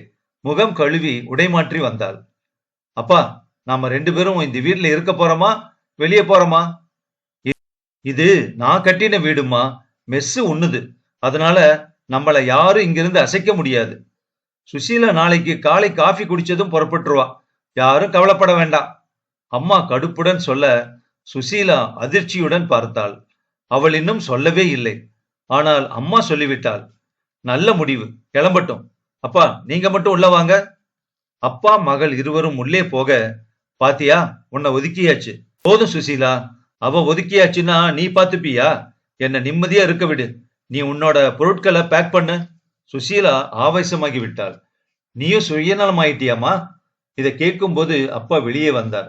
அந்த வார்த்தைக்கு தனி ஒரு அகராதியே நீ போடலாம் சுசீலா. உங்க அம்மாவை பேசாத. நீயும் உள்ள போ சுப்பு. ராசி கூப்பிடுறா. அம்மா உள்ளே வந்தாள். அம்மா, நான் இப்ப பேசுறது உனக்கும் அப்பாவுக்கும் மட்டும்தான். அவ நாளைக்கு போறது உறுதிடா. அதை பத்தி நான் பேசல. என்னோட கல்யாணத்தை பத்தி பேச போறேன். அந்த வரனை பார்க்கலாமா? அம்மா சகலமும் மறந்து கல்யாண மூடுக்கு வர, நான் 1 வருஷமா துவாரகேஷ்னு ஒருத்தரை விரும்புறேம்மா என ஆரம்பித்து அவன் படிப்பு, உத்தியோகம், குடும்பம் என சகலமும் சொல்லி செல்போனில் இருந்த அவன் புகைப்படத்தையும் காண்பித்தாள். பையன் நல்லாத்தான் இருக்கான், எல்லா தகுதிகளும் இருக்கு. அவங்க வீட்டுல தெரியுமா? இன்னைக்குதான் அவரும் சொல்ல போறார். ஜாதகம் பார்க்க வேண்டாமா? சுப்பு, அவங்க மனசு இறங்கியாச்சு. தகுதியுள்ள ஒருத்தரை தான் ராசி விரும்பி இருக்கா. நம்ம பொண்ணு எந்த முடிவு எடுத்தாலும் அதுல ஒரு நியாயம் இருக்கும். இப்ப ஜாதகம்னு தொட்டு மனசுக்கு தேவையில்லாத நெருடல் ஏற்பட்டா அது எல்லாரையுமே பாதிக்கும். சரிங்க, நாம விட்டுடலாம். ஆனா அவங்க வீட்டுல ஜாதகம் பார்க்கணும்னு சொன்னா? இல்லம்மா, துவாரகேஷ் பார்க்க விடமாட்டார். அவர் அவங்க வீட்டுல பேசிட்டு சொல்லட்டும், அப்புறமா பெரியவங்க பேசுறோம். ராசி, நம்ம கிட்ட பணம் கிடையாது. அவங்க எதிர்பார்ப்பு எப்படி இருக்கும்னு தெரியலையே. அந்த கட்டத்துக்கு வந்தா நாங்க 2 பேரும் பார்த்துப்போமா. காதல் கல்யாணம்னு ஆன பிறகு குடும்பங்கள் அதை புரிஞ்சுக்கிட்டு அனுசரிச்சு போகணும். இல்லைன்னா தேவையில்லாத மனக்கசப்பு உண்டாகும். சம்பாதிக்கிறது நாங்க, வாழ போறது நாங்க. பெத்தவங்க முக்கியம்தான். அதுக்காக வாழ போறவங்க மத்தவங்க பேச்ச கேட்டு தலையாட்ட முடியாது இல்லம்மா. நீ சொல்றத முழுமையா நான் ஒத்துக்கிறேன் ராசி. உன்னோட மனம் போல வாழ்க்கை அமையும்மா என்றார் அப்பா. தேங்க்யூப்பா. அம்மா, இப்ப அக்காவுக்கு எதுவும் தெரிய வேண்டாம். அவளுக்குள்ள கடுப்புல அவ என் காதல் கை கூட கூடாதுன்னு சாபம் விட்டா கூட நான் ஆச்சரியப்பட மாட்டேன். அம்மாவுக்கு இது பிடிக்கவில்லை. ஆனாலும் எதையும் காட்டிக்கொள்ளவில்லை. வெளியில் வந்ததும் அப்பாவை இழுத்து கொண்டு சமையல் கட்டுக்கு வந்தாள். இவ கல்யாணமாகி போயிட்டா அப்புறம் நம்ம கதி. அதுக்காக ராசிக்கு கல்யாணமே செய்ய வேண்டாம்னு சொல்றியா? நீ எல்லாம் ஒரு அம்மாவாடி. அப்படி இல்லைங்க, நாமும் வாழணும் இல்லையா? இங்க பெத்தவங்க பல பேரு பிள்ளைங்களுக்காக வாழறோம்னு வேஷம் காட்டுறாங்க. ஆனா தான் வாழ்ந்தா போதும்ங்கிற எண்ணம் தான் தலை விரிச்சாடுது. நீயும் அந்த ரகம் தானா? உன்கிட்ட ரொம்ப ஜாக்கிரதையா இருக்கணும்டி. அத்தியாயம் 5. துவாரகேஷ் குளியல் முடித்து இரவு உணவுக்கு வந்து உட்கார, அண்ணனும் அண்ணியும் குழந்தையுடன் ஒரு பிறந்தநாள் விழாவுக்கு போயிருக்க அம்மா ரொட்டி குருமாவை எடுத்து வந்து பரிமாறினாள். துவாரகேஷ் சாப்பிட தொடங்கினான். என்னம்மா இது, ரொட்டி மரம் மாதிரி இருக்குது. குருமால காரம் அதிகம், காய்கறிகள் வேகல. யாரு செஞ்சது? உங்க அம்மா தான்டா. நான் வேண்டாம்னு சொல்லிட்டேன். எனக்கு வேண்டாமா, சாப்பிடவே முடியல. என்னால முடியல துவாரகா. சங்கீதா ஒரு துரும்ப கூட கிள்ளி போடுறதில்ல. கேட்டா என்னால இவ்வளவுதான் முடியும்னு சொல்றா. விசு எதையும் கண்டுக்கிறது இல்ல. நீ ஓரளவு ஆரோக்கியமா தானேமா இருக்க. நீ சொல்லுவேடா, என் உடம்புல எத்தனை கஷ்டம் இருக்குன்னு எனக்கு தான் தெரியும். இனியும் உழைக்க முடியுமாடா? சங்கீதா அடங்க மாட்டா. உன்னோட கல்யாணம் நடந்து அடுத்த மருமகள் இந்த வீட்டுக்கு வந்தாதான் இந்த வீடே சீராகும். அதுக்குதான் உன்னோட மாமா பொண்ண நீ கட்டினா என்னோட சொல் பேச்சு கேட்டு அவ குடித்தனம் ஒழுங்கா நடத்துவா. ஏண்டி, வர்றவ உன்னோட பேச்சு கேட்டு நடக்கவா அவன் கூட வாழ வர்றா? அவனுக்கு பிடிக்க வேண்டாமா? ஏன், என் தம்பி பொண்ணுக்கு என்ன குறை? நீ பேசுறா துவாரகா. அப்பா, நான் நேரா விஷயத்துக்கு வர்றேன். நான் 1 வருஷமா ராசிங்கிற பொண்ணை விரும்புறேன். அவ எம்காம் படிச்சு நல்ல சம்பளத்துல பெரிய வேலையில இருக்கா. பார்க்க போனா என்னை விட அதிக சம்பளம். அவளை கல்யாணம் செஞ்சுக்கிட்டா நான் சந்தோஷமா இருப்பேன்ப்பா. உன்னை விட அதிக சம்பளம் வாங்குறவளா இருந்தா உனக்கு அவ அடங்குவாளாடா? இந்த மாதிரி பேசாத. உன்னோட மூத்த மருமக வேலைக்கே போகல. அவ தன்னோட புருஷனுக்கோ மாமியாருக்கோ அடங்குறாளா? அவளை உன்னால கேள்வி கேட்க முடியுதா? அடங்குறதுங்கிற வார்த்தை அசிங்கமா இருக்கு. யாரும் யாருக்கு அடங்க வேண்டிய அவசியமே இங்க இல்ல. அணைச்சுக்கிட்டு போறதுதான் வாழ்க்கை. குடும்பம் குஸ்தி மேடை இல்ல. பெரியவன் விசு குடும்ப செலவுக்கு 10ல் 1 பங்கு கூட தர்றதில்ல. பெரும்பாலும் துவாரகா சம்பளத்துலதான் குடும்பமே நடக்குது. ஆனா அவனுக்கு ஒரு நல்ல சாப்பாடு கூட கிடைக்கிறது இல்ல. வெளியில சாப்பிடுறான். அவன் ஆத்திரமா படுறான். அதுக்கு தாங்க சொல்றேன், என்னோட தம்பி பொண்ணு எனக்கு மருமகளா வந்தா நிறுத்து. அவன் ராசிய விரும்புறதா சொல்லியாச்சு. இனி உன்னோட தம்பி புராணம் போதும். அவனுக்கு பிடிச்ச பொண்ணு இவனை விட தகுதியுள்ளவளா இருக்கா. அவளையே பார்த்து பேசி முடிக்கலாம். அவங்க குடும்ப பத்தி சொல்லு துவாரகா. துவாரகேஷ் விவரங்களை சொல்ல, ஹோட்டல்காரங்க குடும்பமா? ஏமா, உணவு தர்றவங்க கேவலமா என்ன? அப்படி நான் சொல்லலடா. அது நிலையான வருமானம் தராதே. நடுவுல கொரோனா காலத்துல நிறைய பேரு ஹோட்டலை மூடிட்டாங்களே. எங்கள மாதிரி ஆட்கள் பல பேருக்கு வேலையே போச்சு தெரியுமில்ல. இவ சம்பாத்தியத்துலதான் அவங்க குடும்பம் நடக்குது. இவ நாளைக்கு அவங்கள சப்போர்ட் பண்ண வேண்டி வரும். இதெல்லாம் சரிப்படுமா? அவங்களால கல்யாணத்தை நல்லபடியா சீர்சனத்தையோட செய்ய முடியுமா? ஏமா, அண்ணி என்ன கொண்டு வந்தாங்க? இல்ல இப்ப என்ன கொண்டு வர்றாங்க? அண்ணியால பண உதவியும் குடும்பத்துக்கு இல்ல, வீட்டு வேலைகளையும் செய்யறது இல்ல. அப்புறம் வர்றவகிட்ட நீ எதிர்பார்க்கறது நியாயமாமா? நல்லா கேளுடா. இவங்கெல்லாம் ஒழுங்கா இருக்கிறவங்க கிட்ட சரியா நடக்க மாட்டாங்க. சங்கீதா மாதிரி வாழை ஒட்ட நடக்கிறவங்க கிட்ட வாயை மூடிப்பாங்க. தகுதி உள்ள ஒரு பொண்ணை துவாரகா விரும்புறான். அவங்க குடும்பத்தார் கூட பேசி இத முடிச்சு வைக்கலாம். நீ உன்னோட தம்பிக்கு வாக்கு கொடுத்துட்டேன் அது இதுன்னு பேசினா அப்புறம் இவனும் நம்மளை விட்டு போயிடுவான். அவனுக்கு அந்த எண்ணம் இல்லைனாலும் நீங்களே கிளப்பி விட்டுடுவீங்க போல இருக்கே. எனக்கு அவகாசம் வேணும். முடிவை நாளைக்கு நான் சொல்றேன். அவன் விரும்புற பொண்ணு, முடிவை அவன் எடுத்தாச்சு. நான் அதுக்கு சம்மதம் சொல்லியாச்சு. இனி இதுல நீ யோசிக்க எதுவுமே இல்ல. புரியுதா? துவாரகா, எப்ப அவங்க வீட்டுக்கு பொண்ணு பார்க்க வரலாம்னு கேட்டுரு. இத பாருங்க, நம்ம வீட்டுல மூத்த மகனும் மருமகளும் இருக்காங்க. அவங்களையும் கேட்கணும். டே அப்பா, என்ன இப்ப அவங்க கிட்ட திடீர் பாசம்? எதையாவது அவகிட்ட நீயோ உங்ககிட்ட அவளோ கேட்டு முடிவெடுக்கிறீங்களா? இப்ப புதுசா ஒருத்தி வரும்போது நீங்க 2 பேரும் கூட்டணி போட்டு அவளை படுத்துறதா திட்டமா? நல்லாவே இல்ல. அன்று இரவு விசு சங்கீதா வீடு திரும்பியதும் அப்பா விபரம் சொல்ல, இதுல துவாரகா விருப்பம் தானே முக்கியம் சொல்லிவிட்டு விசு கண்ணியமாக விலக, சங்கீதா எனக்கு இதில் சம்பந்தமே இல்லை என்பது போல உள்ளே போய்விட்டாள். மறுநாள் காலை துவாரகா ராசிக்கு போன் போட்டு பேசினான். எப்ப பெரியவங்க முறைப்படி உன்னை பொண்ணு பார்க்க கலந்து பேச உன் வீட்டுக்கு வரலாம்னு கேட்டு சொல்லு ராசி. அவள் உடனே பேசி இன்னும் 2 நாட்களில், அதாவது வரும் ஞாயிறு வரலாம் என பச்சை கொடி காட்ட அதை வீட்டில் சொன்னான் துவாரகா. உடனே எல்லோரையும் அழைத்து ஞாயிறு காலை 10 மணிக்கு ராசியை பெண் பார்த்து அவங்க கிட்ட சம்பந்தம் பேச நாம எல்லோரும் போறோம், ரெடியா இருங்க என்றான் அவன். நீ ஏற்கனவே அவளை காதலிச்சு 1 வருஷமா பழகி எல்லாம் முடிவான பின்னால இந்த பொண்ணு பாக்குற டிராமா எல்லாம் எதுக்கு என்றாள் சங்கீதா. அண்ணி, நம்ம வீட்டுக்கு ராசி வாழ வர போறா. அதனால இங்க உள்ளவங்க பார்க்க வேண்டாமா? இது வெறும் ஃபார்மாலிட்டி தானே, சங்கீதா சொன்னார். இங்க எல்லாமே ஃபார்மாலிட்டிக்கு தானே நடக்குது சங்கீதா, ஆத்மார்த்தமா யாரும் இல்லையே என்றார் அப்பா. புகுந்த வீட்டு மனுஷங்க ஆத்மார்த்தமா இருந்தா வாழ வர பெண்ணுகளும் ஆத்மார்த்தமா இருப்பாங்க மாமா. வந்தவ ஒட்டலைன்னா நாங்க பசை போட்டு ஒட்டவா முடியும்? அம்மா விடவில்லை. சரி, இந்த விவாதம் எதுக்கு? நல்லத நல்ல மனசோட சேர்ந்து எல்லோரும் நடத்துவோம். அங்கே சுசீலா புறப்பட ஆயத்தமாக ராசி தன் காதலை சொல்லி ஞாயிறு பெண் பார்க்க வருவதை சொல்ல, நீ அதையும் முடிச்சிட்டு ஒரேடியா புறப்படுறியா சுசீலா என்று அம்மா கேட்க, வேண்டாமா, அக்கா ஞாயிறு காலையில வரட்டுமே, நான் முடிஞ்சா வரேன். நீ இந்த வீட்டுக்கு மூத்த மக, நீ இல்லாம எப்படிடி? அத்தை, அன்னைக்கு மெஸ்ல ஸ்பெஷல் டிஃபனா? ஏன் இப்படி வயித்த கட்டிட்டு அலையறீங்க? புறப்படுற வழிய பாருங்க.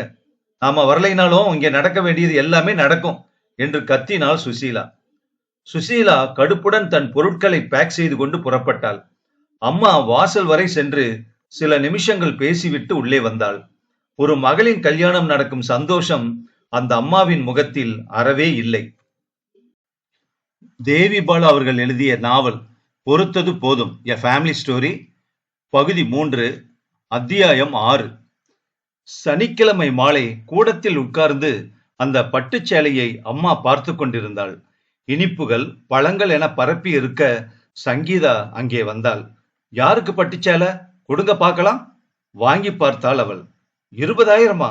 பிரமாதமா இருக்கே. நாளைக்கு அந்த ராசிய பொண்ணு பார்க்க போறோம்ல, அவளுக்குத்தான். சங்கீதாவின் கண்களில் பொறாமை பல்ப் எரிந்தது. என்ன பார்க்க வந்தப்ப 1/2 kilo Mysore pak, 1/4 kilo omapodi, 1/2 dozen வாழைப்பழம், இது மட்டும்தான் வாங்கிட்டு வந்தீங்க. இங்கே 20,000 ரூபாய்க்கு வசதியான பட்டு புடவை, 4 வகை இனிப்புகள், காரங்கள், எல்லா பழங்களும். என்ன இது ஓரவஞ்சன? அத உன்னோட புருஷனை போய் கேளு. அவருக்கு இதுல என்ன சம்பந்தம்?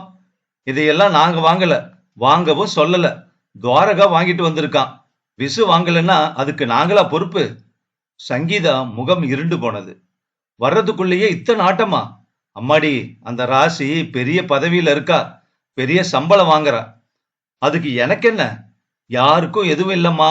வாழப்போற அவன் தீர்மானிக்கிறான், நாங்க தடுக்க முடியுமா? இன்னைக்கு குடும்பம் பெரும்பாலும் அவனால தானே நடக்குது என்றார் அப்பா. அப்பா விடுங்க, வார்த்தைகளால யாரும் புண்ணாங்க கூடாது. பொறாமப்பட்டா புண்படத்தாண்டா செய்யும் துவாரகா.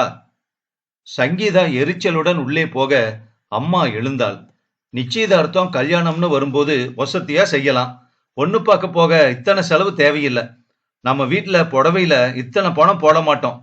ஒரு வாட்டி கட்டி உள்ள தூக்கி வைக்க எதுக்கு இத்தனை செலவு? துவாரகா அடுத்த ஆமை. விடுறா, நீ இப்படி வா. என்னப்பா இப்பவே இப்படி கருகுறாங்களே, அந்த பொண்ணை இவங்க 2 பேரும் ஒழுங்கா வாழ விடுவாங்களா இந்த வீட்டுல? அவ பயந்துட போறா. அப்பா, ராசி எதுக்கும் யாருக்கும் பயப்பட மாட்டா. நீங்க பார்க்கத்தானே போறீங்க. மறுநாள் காலை விடிந்தது. அங்கே ராசி துவாரகாவுக்கு டிரஸ், அப்பா அம்மாவுக்கு புது உடைகள் எல்லாம் வாங்கி வைத்திருந்தாள். அம்மா வழக்கம் போல 4 மணிக்கே எழுந்து வழக்கமான மெஸ் உணவு தவிர சிறப்பு ஐட்டங்களாக 4-5 ஐட்டங்களை தயார் செய்ய தொடங்கினாள். ராசியும் கூடவே உதவி செய்தாள். பொதுவாக ராசியை அம்மா சமையல் வேலைக்கு விடமாட்டாள். ஆனால் ராசிக்கு எல்லாமே தெரியும். இப்போது உதவினாள். மைசூர் சில்க் சேலையை அழகாக கட்டி தன்னை மிதமாக அலங்கரித்துக் கொண்டாள் ராசி. அம்மாவிடம் பார்த்து கருத்து கேட்க, என் கண்ணே பட்டுடும் போல இருக்கு ராசி. அக்கா குடும்பம் வந்ததும் மணிகண்டன் ஆவலாக மெஸ் சமையல் கட்டில் புகுந்து சகலத்தையும் பிளேட்டில் பரப்பி இதுவரை சாப்பாட்டையே பார்க்காதது போல வேக வேகமாக சாப்பிடத் தொடங்கினான். சரியாக 9:30க்கு கார் வந்து நிற்க துவாரகாவின் குடும்பம் இறங்கியது. அப்பாவும் அம்மாவும் வரவேற்று உட்கார வைக்க அறிமுக படலம் முடிய ராசி வெல்கம் ட்ரிங்க் என ரோஸ் மில்குடன் வந்தாள். அழகான அவளை கண்களில் நெருப்புடன் பார்த்தாள் சங்கீதா. ராசி துவாரகா பக்கத்தில் வந்து உட்கார அம்மா முகத்தில் கடுப்பு. நீ இப்படி வந்து உட்காரு ராசி, நான் பேசணும் என்றாள் அம்மா. ராசி வந்து உட்கார, ஆமா, பிடித்தம் போக கைக்கு சம்பளம் எவ்வளவு வரும்? இந்த கேள்விய எங்க அம்மா கூட கேட்டதில்ல. யாரு கேட்டாலும் நான் சொல்றதில்ல என்றாள் ராசி. முகத்தில் அடித்த மாதிரி பதில். சங்கீதாவுக்கு மாமியார் பல்பு வாங்கியதில் ஒரு பக்கம் சந்தோஷம். ஆனால் தாலி ஏறும் முன்பே முகத்தை உடைக்கிறாளே, அந்த வீட்டுக்கு வந்தால் இவ என்ன மாதிரி நடப்பாளோ? பல்பு வாங்கிய பின்பும் மெஸ் பற்றியெல்லாம் தேவையில்லாத கேள்விகளை கேட்டு எரிச்சல் உண்டாக்கினாள் அந்த அம்மா. வாங்கி வந்த சேலை மற்ற பொருட்களை துவாரகா அம்மாவிடம் தந்து தரச் சொல்ல, இதெல்லாம் நாங்க வாங்கல, துவாரகா தான் வாங்கினா. எங்க வீட்டுல ரொம்ப காஸ்ட்லியான வாங்குறத விரும்ப மாட்டாங்க. சங்கீதா தன் பங்குக்கு மாமியார் மூக்கை உடைத்தார். 2 பேரும் விரும்பி முடிவெடுத்த காரணமா இனி பேச எதுவும் இல்ல. கல்யாணத்தை எப்ப வச்சுக்கலாம்? துவாரகாவின் அப்பா கேட்க, இருங்க, எத்தனை நகை போடுவாங்க, என்ன சீர்சனத்தி செய்வாங்க? பெரிய மண்டபத்துல கல்யாணம் நடத்தணும். நீங்க பாக்குற மண்டபத்தை நாங்க அப்ரூவ் பண்ணணும். அப்புறம் துணிமணிகள், எங்க பையனுக்கு நகைகள், எங்க ஆட்களுக்கு மரியாதை, இத பத்தியெல்லாம் பேச வேண்டாமா என்றாள் அம்மா. அப்பாவும் அம்மாவும் ராசியை பார்க்க சுசீலா ஏதோ பேச வர அப்பா பார்வையால் அடக்கினார். அத்தை, சாரி, எப்படியும் துவாரகா தான் எனக்கு புருஷனா வரப்போறார். அதனால நான் உங்களை அத்தனே கூப்பிடலாம். உங்க கேள்விகளுக்கு நான் பதில் சொல்றேன்.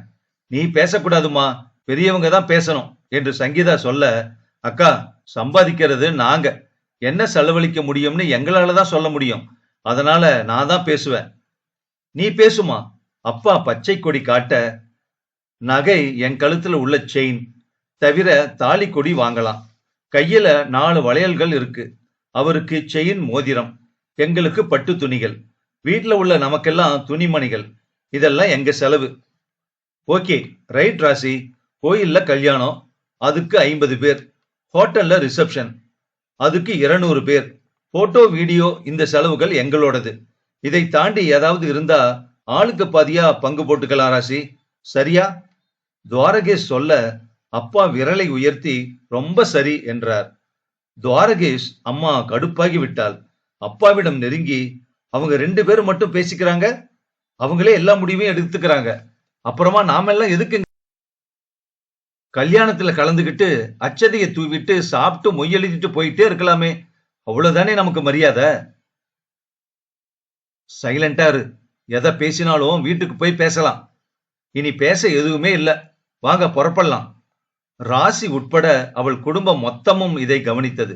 துவாரகேசும் கவனித்தான். ராசியின் குடும்பம் கொஞ்சம் தர்ம சங்கடத்தில் நெளிந்தது. துவாரகா, நீங்க கொஞ்சம் வாசலுக்கு வாங்க, நான் பேசணும்.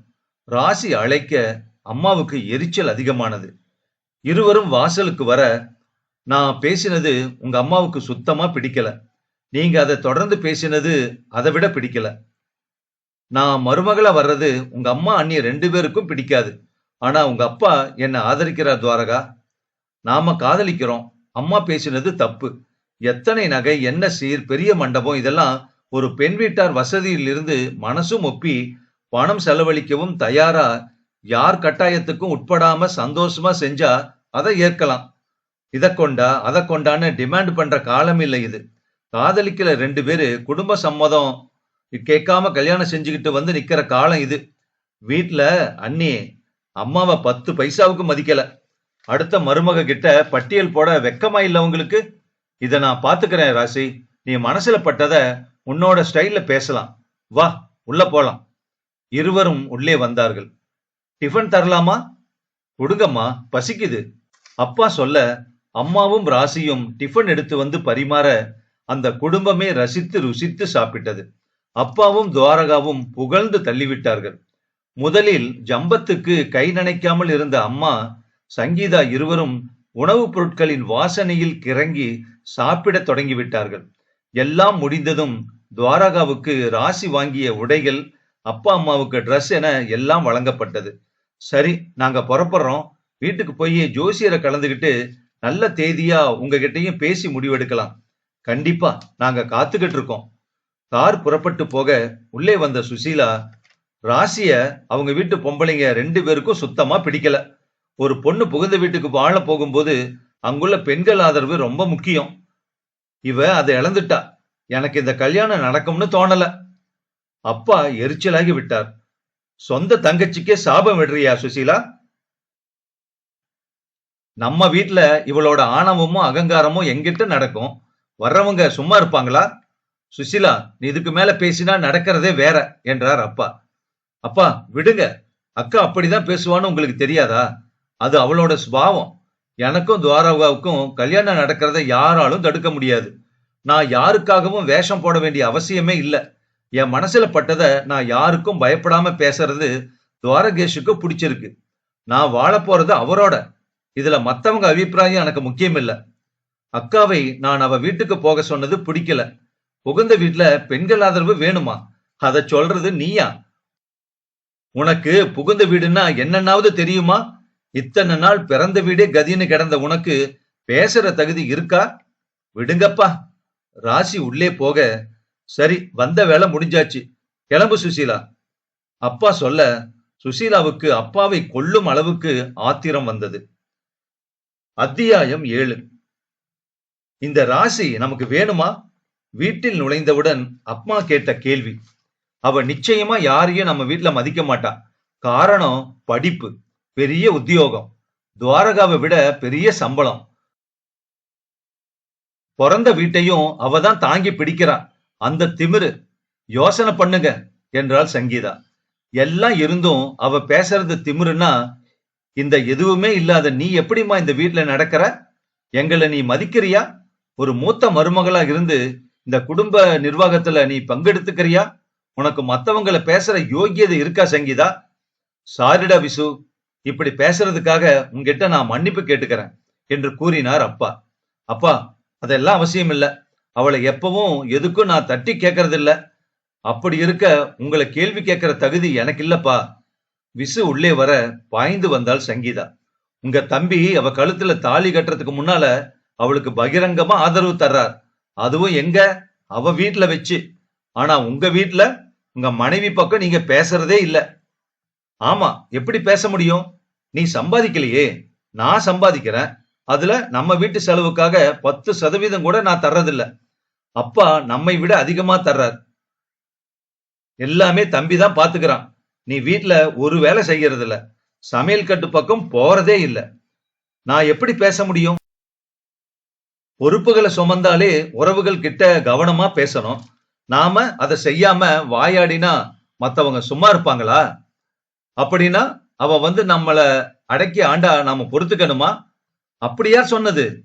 அம்மா நகை சீரு மண்டபம்னு வாயை விட்டாங்க. எங்களால இவ்வளோ தர முடியும்னு அவ சொன்னா. அவங்க குடும்ப நிலை அதுன்னா அவ பேசித்தானே ஆகணும். நான் சம்பாதிச்சும் உனக்கு அடிமையத்தானே இருக்க. உனக்கு அது போதாதா? அவளை விமர்சிக்க நீ யாரு? இங்கே அம்மாவை அப்பா விளாசிக் கொண்டிருந்தார். உன்னை சங்கீதா மதிக்கல. இந்த பொண்ணு நியாயம் பேசுவா. உனக்கு நியாயங்கிற வார்த்தைக்கு அர்த்தமே தெரியாதே. நீ நல்ல விதமா நட. அதுதான் எல்லோருக்கும் நல்லது. மொத்தத்துல நம்ம மரியாதை சரிய தொடங்கியாச்சு என்றாள் அம்மா. சங்கீதா வந்தப்பவே நமக்கு சங்கூதியாச்சு. ராசி வந்த பிறகு வாழ்க்கை ஈஸியா இருக்கான்னு பார்க்கலாம். சரி, கல்யாண வேலைகள் இறங்கலாம். இரு பக்கமும் அப்பாக்களின் ஒத்துழைப்புடன் துவாரகேசும் ராசியும் திட்டமிட்டு செயல்படத் தொடங்கிவிட்டார்கள். கல்யாண வேலை ஜரூராக நடக்கத் தொடங்கியது. ராசி கையில் கொஞ்சம் சேமிப்பு வைத்திருந்தாள். மீதிக்கு லோன் போட்டாள். துவாரகாவும் அதைத்தான் செய்தான். 2 பேருமே தலைமை பொறுப்பை எடுத்து அவரவர் குடும்பத்தை நடத்துவதால் பட்ஜெட் போடும் புத்தி இருந்தது. எல்லாமே சரியாக நடந்தது. விடிந்தால் கல்யாணம் என்ற நிலையில் ராசி வீட்டில் அந்த புயல் வெடித்தது. அத்தியாயம் 8. கல்யாண வேலைகளும் அலுவலகமும் ஒன்று சேர காலையில் போனால் ராசி இரவுதான் திரும்புவாள். தங்கை தன்னை விரட்டிவிட்டது ஒருபுறம், அவள் விரும்பிய வாழ்க்கையை அடையப் போகும் அதிர்ஷ்டம்.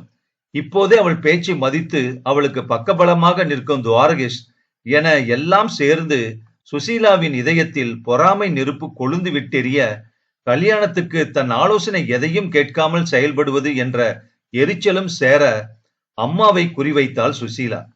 ராசி போனால் என்ன செய்வோம் என்ற பயம் அம்மாவிடம் இருப்பதை மோப்பம் பிடித்துவிட்ட சுசீலா, இத பாருமா, நீ மெஸ் நடத்தலாம். ஆனா உங்க 2 பேருக்கும் வயசாச்சு. எத்தனை நாளைக்கு உழைக்க முடியும்? நீ படுத்துட்டா யாருக்கு கஷ்டம்? அவ கை நிறைய சம்பாதிக்கிறா. துவாரகேசுக்கும் நல்ல பதவி, ரொம்ப பெரிய சம்பளம். பணத்துக்கு என்ன பஞ்சம்? உங்க 2 பேருக்கும் அவ செய்யட்டும். நீ கேட்டாதான் கிடைக்கும். விடாதம்மா. அடுத்து வந்த நாட்களில் ராசி பரபரப்பாக இருந்ததால் அவளுக்கு பேசக்கூட நேரமில்லை. நாளை காலை கோவிலில் கல்யாணம். அதற்கான ஏற்பாடுகளை செய்து கொண்டிருக்க சுசீலா குடும்பமும் வந்துவிட, சாப்பிட உட்கார அம்மாவுக்கு சுசீலா கண் அசைத்ததை அப்பா பார்த்து விட்டார். ராசி, நீ இங்க இருந்த வரைக்கும் எங்களுக்கு தெம்பா இருந்தது. நாளை முதல் அந்த தெம்பு குறைஞ்சிரும் என்று அம்மா கூறினாள் வருத்தத்துடன். உள்ளூர் தானேம்மா, நீ ஒரு போனை போட்டா நான் ஓடி வர்றேன். நாங்க இப்ப தெம்பாத்தான் இருக்கோம் ராசி. இல்லைன்னா காலையில 4 மணிக்கு எழுந்து மெஸ் நடத்த முடியுமா? எங்களுக்காக நீ கல்யாணமே செஞ்சுக்காம இருக்க முடியுமா என்ன? சரிங்க, மெஸ் நடத்தின தெம்பு வேண்டாமா? இனி நடத்தித்தான் ஆகணும்னு கட்டாயம் வந்தாச்சு. ராசியோட சம்பளமும் இனி வராதே. மெஸ்ல வர்ற வருமானம் தாராளமா நமக்கு போதும். நடத்த முடியாம போனா பணத்துக்கு எங்க போவோம்? அம்மா, அப்படி ஒரு நிலைமை வந்தா நாங்க விட்டுற மாட்டோம்மா. அன்னைக்கு மருத்துவ செலவும் செஞ்சு குடும்பத்தையும் ஆதரிக்கிற கஷ்டம் வரும். அது எதுக்கு? எனக்கும் அப்பாவுக்கும் என்ன செலவாகும்னு கணக்கு போட்டு நீ அதை கொடுத்துரு. நீ சொன்னா மாப்பிள்ள மறுக்க மாட்டார். ராசி அப்பாவின் முகத்தை பார்த்தாள். ராசி, இப்படி செய்யலாம். அம்மான்னா சுசீலாவுக்கு உயிர். அதனால எங்களுக்கு ஆகிற செலவை 2ஆ பிரிச்சு அம்மாவுக்கு அவளும் எனக்கு நீயும் கொடுத்துருங்க. பெத்தவங்களுக்கு செய்யற கடமை அவளுக்கும் இருக்கு இல்லையா? என்கிட்ட பணம் இல்ல. அவரோட ஒரு வருமானத்துல எங்க குடும்பத்தை நடத்துறதே கஷ்டம். ராசி தான் எல்லாம் செய்யணும் என்றாள் சுசீலா. சுசீலா சொல்றது நியாயம்தானே? அம்மா சொல்ல, சுசீலா உன்னை கிளப்பி விட்டு வேடிக்கை பாக்குறா. ராசி நிம்மதியா வாழாம தடுக்க அடுத்த ஆயுதத்தை கையில எடுக்கிறா. நாளைக்கு கல்யாணம், அதை நிம்மதியா நடக்க விடாம செய்ய எல்லா வேலைகளையும் செய்யறா. ராசி நிமிர்ந்து பார்த்தாள். ராசிம்மா, நீ இதையெல்லாம் மனசுல போட்டுக்காத. மெஸ் நடக்கும். உங்க அம்மாவுக்கு முடியலன்னா நான் அதை நடத்துவேன். அதுல வர்ற வருமானம் எங்களுக்கு தாராளமா போதும். நீ எதுவும் தர வேண்டாம். தன்னோட கல்யாணத்துக்கு தானே செலவழிக்கிறா ராசி. சுசீலா கல்யாணத்தையும் அவ தான் நடத்தினா. அந்த நன்றியோ பாசமோ இல்லாத ஈன பிறவிகள் பேச்ச கேட்டு நீயும் ஆடுறியே. உன்னை ஒரு நாள் உட்கார வச்சு இவ சோறு போடுவாளா? அப்பா, கல்யாணம் முடிஞ்சு அப்படியே போயிடு. இந்த பக்கம் நீ வந்தா மரியாதை இருக்காது. என் பேச்ச மீறி இவள நீ உள்ளே சேர்த்தா அவ கூடவே நீயும் போயிடு. ச்சே, நாளைக்கு கல்யாணம். குடும்பத்துக்காக உழைச்ச பெண் ராசி. அவளுக்கு என்ன நிம்மதி இருக்கும்? அப்பா, நீங்க எனக்கு அப்பா மட்டும் இல்ல, அம்மாவும் கூட. நீங்க இருக்கிற வரைக்கும் என்னோட நிம்மதிக்கும் சந்தோஷத்துக்கும் ஒரு குறையும் இல்லப்பா.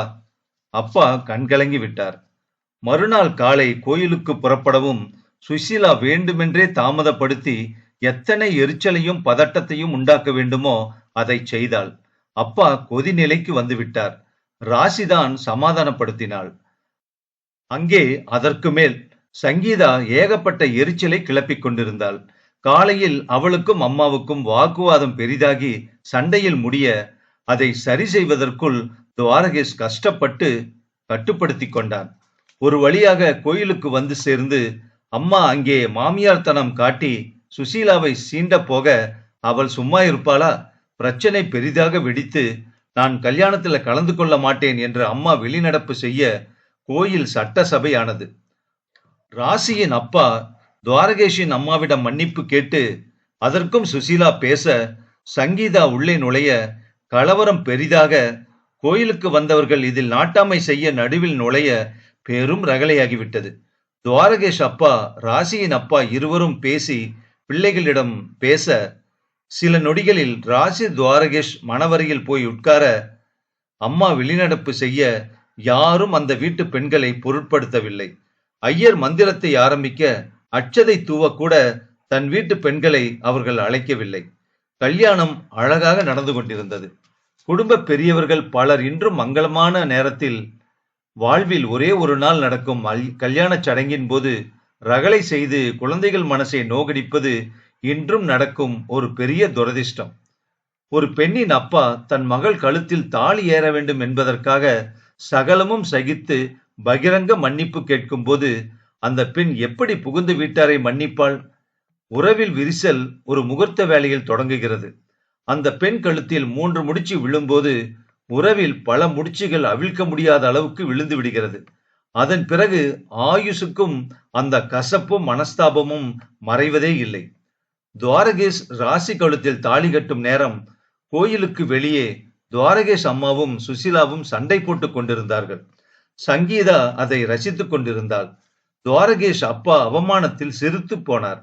எல்லாம் முடிந்து நேராக பிறந்த வீட்டுக்கு வந்து பால் பழம் சாப்பிட அழைக்க நான் அவங்க வீட்டுக்கு வரமாட்டேன் என துவாரகேஷ் அம்மா ரகளை செய்ய முதலில் புகுந்த வீட்டுக்கே போகலாம் என்று ராசி சொல்ல அதை சுசீலா எதிர்க்க அந்த நாள் முழுக்க சகல சடங்குகளும் சண்டையிலேயே நிறைவேற புகுந்த வீட்டுக்கு வந்து ராசி விளக்கேற்ற அதை அம்மா புறக்கணிக்க சங்கீதா நிறைவேற்ற மாலை ஹோட்டலில் வரவேற்பு. அதற்கும் அம்மா வரவில்லை. துவாரகேஷ் கெஞ்சி கூட பார்த்தான். ராசியோட அக்கா அந்த பஜாரி வந்தா நான் வரமாட்டேன். அவ வராம நான் பாத்துக்கிறேன். போன் போட்டு அப்பாவுக்கு ராசி சொல்ல இங்கிருந்து நாங்க யாருமே வரலம்மா. நாங்க வந்தா சுசீலா கண்டிப்பா வருவா. அவளை நான் தடுத்து நிறுத்திடுறேன். நீ கவலைப்படாத. ராசி வேதனைப்பட்டாள். வேறு வழியில்லை. இங்கே அதற்கும் கலகம். அப்பா சுசீலாவை விளாசி தள்ளிவிட்டார். அந்த அம்மா பேசினா என் பொண்ணு சும்மா இருப்பாளா? என்னடி பேசுற? இவ எதுக்கு சம்பந்தியம்மா கூட சண்டை போடுறா? ராசி சந்தோஷமா புகுந்த வீட்டுல வாழக்கூடாது அதான? அவ சோத்தையே இத்தனை நாளைக்கு இந்த வீட்டுல தின்னுட்டு அவளுக்கே துரோகம் செய்கிற இவ உருப்படுவாளா? மாப்பிள, உங்களை ஒரு தப்பா ஒரு நாளைக்கு கூட நான் பேசினதில்ல. பேச வச்சிடாதீங்க. அவளை கூட்டிட்டு போயிடுங்க. மணிக்கு சுருக்கென ஆகிவிட்டது. உள்ளே பயமும் புறப்பட்டது. பிறந்த வீட்டையே ஆட்டி படைக்கும் இவள் என் வீட்டுக்கு வந்து என்ன செய்ய போகிறாளோ? புறப்பட சுசீலா, என் மரியாதை இங்கே உன்னால கெட்டாச்சு. போகலாம் வா. அங்கே வரவேற்பு முடிந்து வீடு திரும்ப மணி 11 ஆகிவிட்டது. முதலிரவுக்காக யாரும் அக்கறை எடுத்து எந்த அலங்காரமும் ஏற்பாடுகளும் செய்யவில்லை. அப்பா மிகவும் வேதனைப்பட்டார். பரவாயில்லப்பா, மனசு ஒன்னாயிட்டா அதை விட பெரிய அலங்காரம் என்ன இருக்கு? மாலைகளும் ஜோடனைகளும் கட்டில் அலங்காரமும் இனிப்புகளும் இருந்தா தானா? அப்பா பாலை காய்ச்ச சமையலறைக்கு போக ராசி கூடவே வந்தாள். மாமா, நான் காய்ச்சறேன் கொடுங்க, நீங்க எதுக்கு இதையெல்லாம் செஞ்சுக்கிட்டு? தப்பில்லம்மா, உன்னோட மாமியார் செய்ய வேண்டியது. அவரை வணங்கி விட்டு இருவரும் உள்ளே வந்தார்கள். சாரி ராசி, முத நாளே உனக்கு கசப்பான அனுபவங்கள். நானும் மன்னிப்பு கேட்கணும் துவாரகா. 2 வீட்டு அப்பாக்களும் தங்கமோ தங்கம், மத்தவங்க தகரம். ஏற்கனவே நமக்கு தெரிஞ்ச உண்மைதான் இது. குணாதிசயங்களை நாம பேசியாச்சு. ஆனா கல்யாணத்துல இது இத்தனை கேவலமா வெடிக்கும்னு நான் நினைக்கல. யாரோ ஒருத்தன் கோயில்ல பொழுது போகாம இத ரகசியமா வீடியோ எடுத்து அது இப்ப சோசியல் மீடியாவுல வைரலாகி லைக்குகளை அள்ளுது. இத பாரு, நம்ம குடும்பமானம் காத்துல பறக்குது. அவன் காண்பிக்க ராசி பார்த்தாள். எங்க அம்மாவும் உங்க அக்காவும் அடிதடியில் இறங்காத குறைதான். எங்க அண்ணி அதை ரசிக்கிறாங்க. நம்ம கல்யாண காட்சியும் நடுநடுவுல வருது. இத பார்த்து தாறுமாறா வடிவேலு கோவை சரளா படத்தை போட்டு மீம்ஸ் ஒரு பக்கம் ஓடுது தெரியுமா? ராசி மௌனமாக இருந்தாள். நாளை விடியல் எப்படி இருக்கும்னு எனக்கு தெரியல. விடுங்க, இது முடிஞ்ச கதை. இப்ப நம்ம வாழ்க்கை தொடங்குற நேரம். கூவம் பக்கத்துல குடித்தனம் வந்த பிறகு நாத்தத்துக்கு பயந்து ஆகாது. பல சங்கதிகளை நாம தான் இனி கையில் எடுக்கணும். அதுக்கான உரிமைய எனக்கு தரணும் நீங்க. இனிமே பேச எனக்கு தகுதி இருக்கா என்ன என்றான் துவாரகேஷ். அது எப்பவுமே உங்களுக்கு உண்டுங்க. நாம சந்தோஷமா வாழணும். வீட்டுல உள்ள யாருக்காகவும் நமக்குள்ள கருத்து வேறுபாடு வரவே கூடாது. ஏன்னா புருஷ மனைவி கூட எந்த உறவும் கடைசி வரைக்கும் வரப்போறதில்ல. அதனால அவரவருக்கு என்ன மரியாதை தரணுமோ அதை மட்டும் தந்தா போதும். இனி நம்ம பத்தி பேசலாமே. தன்னோட புத்திசாலி மனைவியை மகிழ்ச்சியுடன் பார்த்தான் துவாரகேஷ். தேவி பாலா அவர்கள் எழுதிய நாவல் பொறுத்தது போதும், எ ஃபேமிலி ஸ்டோரி, பகுதி 4, அத்தியாயம் 9. காலையில் துவாரகேஷ் அப்பா 5 மணிக்கே எழுந்து காஃபி போட்டு குடித்து விட்டு வாக்கிங் போவார். அந்த வீட்டு அடுப்பை பற்ற வைக்கவே 10 மணிக்கு மேலாகிவிடும். அதிலும் போட்டி நடக்கும். வழக்கம் போல அப்பா எழுந்து வர சாம்பிராணி ஊதுபத்தி மனம் வந்தது. பூஜை அறையில் விளக்கு எரிந்தது. வாசல் தெளித்து கோலம் போடப்பட்டிருந்தது. அப்பா எட்டி பார்க்க சமையல் கட்டில் அடுப்பில் பால், இன்னொரு அடுப்பில் இட்லி குக்கர். பரபரப்பாக செயல்படும் ராசி. அப்பா உள்ளே வந்தார். வாங்க மாமா, சக்கரை போடாத கருப்பட்டி காஃபி ரெடி, இந்தாங்க பிடிங்க. நீ ஏம்மா வந்த மறுநாளே இத்தனை சீக்கிரம் எழுந்த? இது நம்ம வீடு மாமா, யார் செஞ்சா என்ன? குடிச்சிட்டு புறப்படுங்க. காலையில உங்களுக்கு கஞ்சி வேண்டாமே? என்னால முடிஞ்சது அதுதாம்மா. நான் வந்துட்டேனே, இனிமே உங்க உடம்புக்கு தோதான உணவை நான் செஞ்சு தர்றேன். விசு எழுந்து வந்தான். பெரியத்தான், இனி நீங்க கேண்டீன்ல சாப்பிட வேண்டாம். உங்களுக்கு டிஃபன் பேக் பண்ணி தரேன். மத்தியான சாப்பாட்டை யாரையாவது அனுப்பி கலெக்ட் பண்ணிக்கோங்க, சரியா? எதுக்குமா? நீ டியூட்டியில ஜாயின் பண்ணின பிறகு இது நடக்குமா? மனசு இருந்தா மார்க்கம் உண்டு பெரியத்தான். அப்பா நடைப்பயிற்சி முடித்து வர அவருக்கு அருகம்புல் சாறு தயாராக இருந்தது. விசு குளித்து விட்டு வர பேக் செய்த ஹாட் பேக்கை நீட்டினாள். விசு அதை திறக்க இட்லி, மிளகாய் பொடி, கார சட்னி, புதினா சட்னி எல்லாம் இருந்தது. ஆஹா, நாக்கு ஊறுது ராசி. 2 இட்லி இப்பவே சாப்பிட்றேனே. அது அப்படியே இருக்கட்டும், இங்க வேற இருக்கு. இட்லியின் மேல் மிளகாய் பொடி நல்லெண்ணெய் தடவி தர விசு 4 இட்லிகளை உள்ளே தள்ளினான். உங்களுக்கு என்னெல்லாம் பிடிக்கும்னு சொல்லுங்க பெரியத்தா, நான் பண்ணி தரேன். காலையில் அப்பா சாப்பிடும் நேரம் அம்மா எழுந்து வந்தாள். இது என்ன பழக்கம்?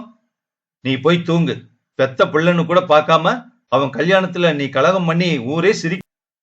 அடுத்த சண்டை எப்பன்னு கேட்டு வாசல்ல செல்போன் சகித 4 பேர் சுத்துறாங்க. வாக்கிங் போன இடத்துல என்ன சூழ்ந்து அப்புறமா யார் சார் ஜெயிச்சாங்கன்னு கேக்குறாங்க. IPL பந்தயத்தை விட இத பார்க்க கூட்டம் கூடுது. நேத்து நம்ம பையனுக்கு சாந்தி முகூர்த்தம். அது உனக்கு மறந்து போச்சா? வந்த பொண்ணு காலையில எழுந்து எல்லாம் செய்யறா. உன் மூஞ்சிய கொண்டு போய் எங்க வச்சுப்ப? சங்கீதா எழுந்து வந்தாள். வாமா, ஏன் இத்தனை சீக்கிரம் எழுந்துட்ட? உன்னோட புருஷனுக்கு டிஃபன் பண்ணி பேக் செஞ்சு இங்கேயும் சாப்பிட வச்சு அவன் வாழ்நாள்ல பார்க்காத ருசிய காட்டிட்டா ராசி. எதுக்கு? அவருக்கு தான் கேண்டீன் சாப்பாடு இருக்கே. அப்படி ஆம்பளைங்களுக்கு எல்லாம் வெளியில கிடைக்கும்னு போக தொடங்கினா மனைவிகள் கதி என்னம்மா ஆகும்? மாமா, தப்பான அர்த்தம் வருது. ஆத்திரப்படாதம்மா, நம்ம கடமைய மறக்கிறது ஆணோ பொண்ணோ வாழ்க்கையே தப்பாயிடும். இன்னைக்கு என் வாயை நீ அடைக்கலாம், தாம்பத்தியத்துல ஓட்ட விழுந்தா அடைக்க முடியாதுமா. துவாரகேஷ் குளித்து முடித்து சாப்பிட உட்கார்ந்தான். அப்பாவும் பிள்ளையும் வாய்க்கு ருசியாக சாப்பிட்டார்கள். எனக்கும் தோசை ஊத்து ராசி, நல்லெண்ணெய் ஊத்தி முருகலா இருக்கட்டும் என்றாள் மாமியார். சரியத்த, முகம் சுருங்காமல் செய்தாள். மத்தியானம் என்ன சாப்பாடு? ராசி, நம்ம வெளியில போய் சாப்பிடலாம், அவங்க சமைச்சுக்கட்டும். ஏங்க, மாமாவுக்கு பெரியத்தானுக்கு இங்க உள்ளவங்க அவரவர் புருஷனுக்கு ஒரு வேளையாவது சமைச்சு போடட்டும், எல்லாம் நீயே செய்யணும்னு இல்ல. புறப்படு ராசி. ஆமாம்மா, அவன் சொல்றதுதான் நியாயம், நீ புறப்படு என்றார் அப்பா. மருமகள் முன்னால என்ன அவமானப்படுத்துறீங்களா? உன்னையா? நானா? முடியுமா? வாசல்ல கேமராவோட நிக்கிறாங்க, உன்னோட அடுத்த ஷோவுக்காக காத்திருக்காங்க என்று கிண்டல் அடித்தார் அப்பா. இதை கேட்டு சங்கீதா சிரிக்க அம்மாவுக்கு அவமானமாகிவிட்டது. ராசி தயாராக கிளம்ப காரை எடுத்தான் துவாரகேஷ். ராசி, நாம எங்க ஹனிமூன் போகலாம்? அப்படி ஒன்னும் உடனே போகணும்னு அவசியம் இல்ல துவாரகா, நிறைய இனி போகத்தான் போறோம். இருக்கிற செலவுல இப்ப எதுக்கு அது? நீ விரும்பினா நான் தடுக்கல. இனிமே எல்லாமே உன்னோட சாய்ஸ் தான் ராசி. நான் எதையும் உன் மேல திணிக்க மாட்டேன். நான் அடுத்த வாரம் டியூட்டில ஜாயின் பண்ணணும். நானும் தான். அதுக்குள்ள நம்ம வீட்டை ஒழுங்குபடுத்தணும். கசமுசான்னு இருக்கு. யாரையும் இது உறுத்தலையா? வாழற வீடு கோயில் மாதிரி, அத புனிதமா வச்சுக்க வேண்டாமா? நம்ம வீட்டை ஒழுங்குபடுத்துறது யானைக்கு கோவணம் கட்டுற முயற்சி. அது சுலபமில்ல ராசி. ஒரு வீடு சுத்தமா இருந்து அங்க உள்ள பழக்க வழக்கங்களும் சீரா இருக்கணும்னா அந்த குடும்பத்தில் உள்ள எல்லோரும் சீரா இருக்கணும். லேட்டா எழுந்து வருவாங்க, 10 நிமிஷம் உட்காரலாம். இவங்க பேசிட்டே ரொம்ப நேரம் உட்காருவாங்க. காலையில உணவை பத்தின சிந்தனையே இருக்காது அவங்களுக்கு. நேரத்துக்கு சமைக்க மாட்டாங்க, சாப்பிட மாட்டாங்க. காலடியில என்ன கிடந்தாலும் கண்டுக்க மாட்டாங்க. இந்த வீட்டை உன்னால ஒழுங்குபடுத்த முடியும்னு எனக்கு தோணல. சிரித்தாள் ராசி. நான் முயற்சி செய்யறேன். இந்த சோம்பேறிகள் கூட்டத்துல நீங்களும் ஒருத்தர் தானே, நீங்க ஏன் முயற்சி செய்யல? நல்ல கேள்விதான் ராசி இது. இனிமே எனக்கு பக்கபலமா நில்லுங்க நீங்க. 2 கைகள் தட்டினா ஓசை வரும் இல்லையா? இப்பவே தட்டிடலாம். தன் கைகளை நீட்டினான் துவாரகேஷ். அத்தியாயம் 10. இந்த ஒரு வாரத்தில் சகல வேலைகளையும் ராசிதான் செய்தாள். காலை 5 மணிக்கு எழுந்து 3 வேளை உணவையும் ருசியாக சமைத்து வீட்டை சுத்தப்படுத்தி அதன் முகத்தையே மாற்றி, இது நம்ம வீடுதானா என அந்த குடும்பத்தினரே அதிசயிக்கும் அளவுக்கு வேலைகளை இழுத்து போட்டு கொண்டு செய்தாள். துவாரகேஷும் அவளுக்கு சரிசமமாக பக்க பலமாக நின்றான். அப்பா விசு இருவரும் சகலமும் பார்த்தார்கள். மாமியார் மூத்த மருமகள் சங்கீதா 2 பேரும் ஒரு விருந்தாளி போல துரும்பை கூட கிள்ளி போடாமல், கொஞ்சமும் வெட்கப்படாமல் ராசி ஒரு வேலைக்காரி போல செய்யட்டும் என்ற தோரணையாக பார்த்து கொண்டிருந்தார்கள். நடுவில் ஒரு நாள் மறுவீட்டுக்கு தன் பிறந்த வீட்டுக்கு கணவனையும் அழைத்துக் கொண்டு போனாள் ராசி. அங்கே மிஸ் நன்றாக நடந்து கொண்டு, ஆனால் அம்மா கொஞ்சம் நாடகம் ஆடினாள். நீ அவங்களுக்கு வேண்டியதை செய்ய ராசி என்றான் துவாரகன். வேண்டாம் மாப்ள, மெஸ்ல வர்றது எங்களுக்கு போதும். அப்பா சொல்ல, நமக்கு சம்பளம் வரட்டுங்க, அப்புறமா சொல்றேன். இந்த வீட்டு பட்ஜெட் என்னன்னு எனக்கு தெரியும். இந்த ஒரு வாரத்துல நம்ம வீட்டு பட்ஜெட்டையும் அலசிட்டேன். நாம பேசலாம். விருந்து சாப்பிட்டு விட்டு அக்காவை மட்டும் உள்ளே சேர்க்காதீங்க என்று அப்பாவிடம் எச்சரித்து விட்டு வந்தாள். மாமியார் கோயிலுக்கும் சங்கீதா மார்க்கெட்டுக்கும் போன சமயம் மாமனார் விசுவை அழைத்து ராசியும் துவாரகேஷும் 1 மணி நேரம் பேசினார்கள். ராசி அந்த குடும்பத்தின் உத்தேச பட்ஜெட்டை ஒரு எக்ஸல் கம்ப்யூட்டரில் போட்டு இருவருக்கும் தலா ஒரு பிரதி தர படித்து விட்டு அப்பா மிரண்டு போனார். அம்மா வாய் நிறைய பொய் சொல்றா, செலவு இத்தனை அத்தனைன்னு புழுகிறா. இது தாராளமான பட்ஜெட். இவ நல்லா சேமிக்கிறா, நானும் எதையும் கண்டுக்காம விட்டது தப்பு. அதனால தம்பியோட தலையில ஏறிட்டாங்க, அவனும் எதையும் கேள்வி கேட்காம விட்டுட்டான் என்று விசு சொல்ல, மாமா, மனைவிகள் குடும்பம் நடத்தினாலும் கணவன் கணக்கு கேட்கணும், அதுவேதான் உல்டா. அதே மாதிரி பெத்தவங்க என்ன சொன்னாலும் பிள்ளைகளும் கண்ணை மூடிட்டு தலையாட்டக்கூடாது. அது சர்வாதிகாரத்துக்கு வழிவகுக்கும். பல அம்மாக்கள் அப்பாக்கள் கடைசி வரைக்கும் ஆட்சி தன்னோட கையில் இருக்கணும்னு வெறி பிடிச்சு அலையறாங்க. இப்பெல்லாம் படிச்ச பசங்களுக்கு எல்லாம் தெரியும். யாரும் எதையும் சொல்லி தரணும்னு அவசியம் இல்ல. குடும்பத்தை அப்பா தான் நடத்துறாருன்னு பிள்ளைங்க பணத்தையும் வாங்கிட்டு பொய் கணக்கு காட்டி எதுக்கு கூட்டு குடும்பத்துல இந்த மோசடியும் பகல் கொள்ளையும்? எங்களால இனி முடியாது. நீயே நடத்துன்னு ஒதுங்கவும் மனசு வர்றதில்ல. அதிகாரம் தன்னோட கையை விட்டு போயிடுங்கிற வெறி. வளர்ந்த பிள்ளைங்கள ஒன்னும் தெரியாதுன்னு மட்டம். நீ பிறக்கும் போதே எல்லாத்தையும் கத்துக்கிட்டு பண்டிதனா வந்தியா என்ன? எல்லாருக்கும் எல்லாம் தெரியும். சந்தர்ப்பம் வந்தா சாதிப்பாங்க. சரிம்மா, நாங்க பாத்துக்கிறோம். ஆபரேஷனை தொடங்கினாதான் இனி குடும்பம் உருப்படும். உழைக்க 2 பேரும், உட்கார்ந்து சாப்பிட சில பேரும்னு கூடாது. அது மாறணும். ஆளான பின்னால பொறுப்புகளை சரிசமமா சுமக்கணும். அப்பா, எனக்கு இதுல சம்மதம்தான். நீங்க அவங்க 2 பேரும் வந்ததும் பேசிடுமா? அப்பா, அத நாம பாத்துக்கலாம். விசு குஸ்தி மேடைக்கு வர தயாராகி விட்டான். இரவு உணவை தயாரித்து முடித்தாள் ராசி. ஆப்பமும் கடப்பாவும். அதன் ருசியில் ஆள் ஆளுக்கு புகுந்து கட்டினார்கள். நாளைக்கு லீவு முடிஞ்சு ராசி துவாரகா 2 பேரும் வேலைக்கு சேர்றாங்க. இனி நேரமே இருக்காது அவங்களுக்கு. காலை 8 மணிக்கு புறப்பட்டா ராத்திரி வீடு திரும்ப 8 ஆகும். 12 மணி நேரம் வெளியில இருப்பாங்க. வாழ வந்த 10 நாள்ல 3 வேளையும் விதவிதமா சமைச்சு வீட்டையும் சீராக்கி இந்த வீட்டுல ஒரு அங்கமா ஆகிட்டா ராசி. எந்த ஒரு மருமகளும் இந்த அளவுக்கு ஈடுபாடு காட்டினதா எனக்கு தெரியல. அப்பா சொல்ல சங்கீதாவின் முகம் மாறியது. நமக்கும் ஒரு மனசாட்சி இருக்கு. 2 பெண்கள் குடும்ப தலைவியா வீட்டுல இருக்கும்போது வெளியில போய் உழைச்சு சம்பாதிக்கிற ஒரு பொண்ணு எல்லா வேலைகளையும் பார்க்கறது அநீதி. அதனால நாளையிலிருந்து வேலைகளை சரிசமமா பகிர்ந்துக்கணும். காலையில டிஃபனை ராசி பண்ணிடுவா. அது கஷ்டம்தான் அவளுக்கு. இல்ல மாமா, நான் செய்யறேன். மத்தியான சாப்பாட்ட அம்மா சமைக்கட்டும். அது எங்க 3 பேருக்கும் மட்டும்தான். வேலைக்கு போற நீங்க 3 பேரும் வெளியே பார்த்துப்பீங்க இல்லையா? எதுக்கு வீண் செலவு மாமா? எங்க 3 பேருக்கும் நான் டப்பா கட்டி தரேன். பின்ன என்ன? ராத்திரி டின்னர் சங்கீதா. யாரு செஞ்சாலும் ராசி மாதிரி அக்கறையோட ருசியா செய்யணும். எங்களுக்கு தெரிஞ்சதை செய்வோம். நாங்க ஒன்னும் ஹோட்டல்காரங்க இல்ல. சங்கீதா வெடுக்கென்று சொல்ல, சாப்பிடறவங்களுக்கு வாயில வைக்க முடியணும் இல்லையா? விசு கேட்க சங்கீதா சூடாகி விட்டாள்.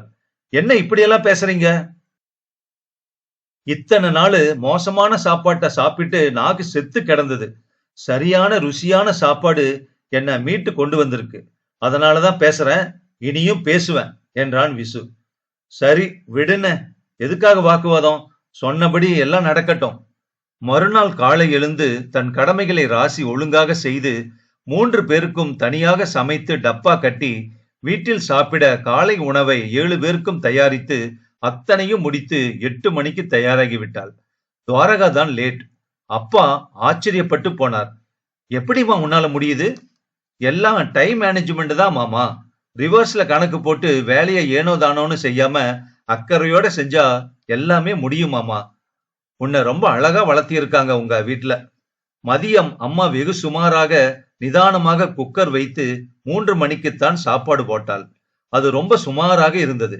இரவு 8 மணி ஆகியும் சங்கீதா டின்னர் தயாரிக்கும் எண்ணமே இல்லாமல் அமேசானில் ஒரு மலையாள படம் பார்க்க வீடு திரும்பிய யாருக்கும் உணவு தயாராகவில்லை. ராசி சமையல் கட்டுக்குள் நுழைந்தாள்.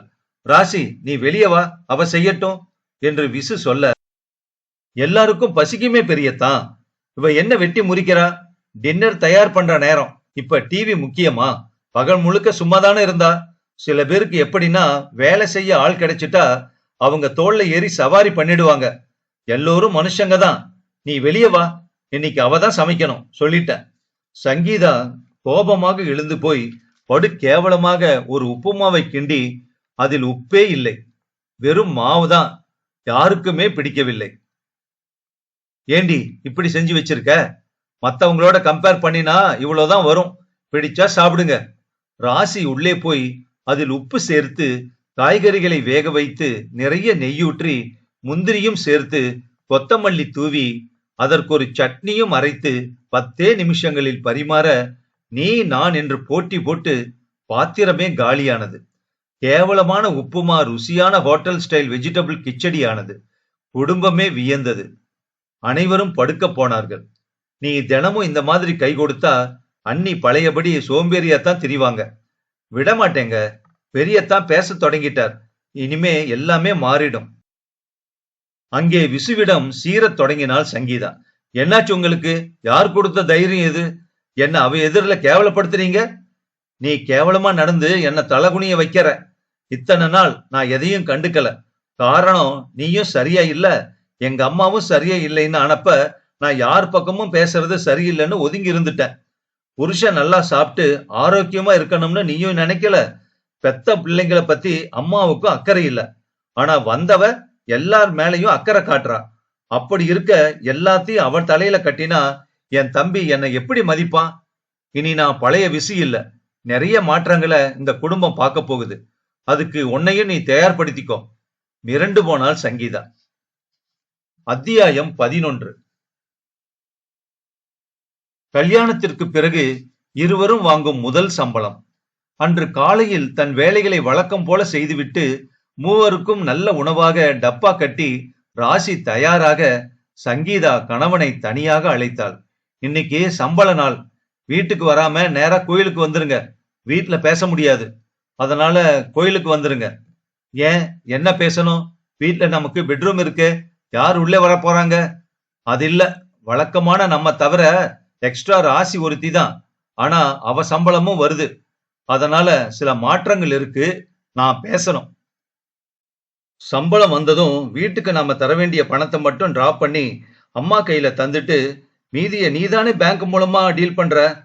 அதுலதாங்க சில மாற்றங்கள். எனக்கு வேலை இருக்கு, கோயிலுக்கெல்லாம் வர முடியாது. எதுவா இருந்தாலும் வீட்டுல பேசிக்கலாம் என்றான் விசு. மாலை 7 மணிக்கு வீடு திரும்பியதும் முகம் கழுவி அனைவரும் தயாராக, இன்னைக்கு வீட்டுல எதுவும் பண்ண வேண்டாம், நான் ஹோட்டல்ல ஆர்டர் பண்றேன், கொஞ்சம் பேசணும் துவாரகா சொல்ல, என்னங்க உள்ள வர்றீங்களா?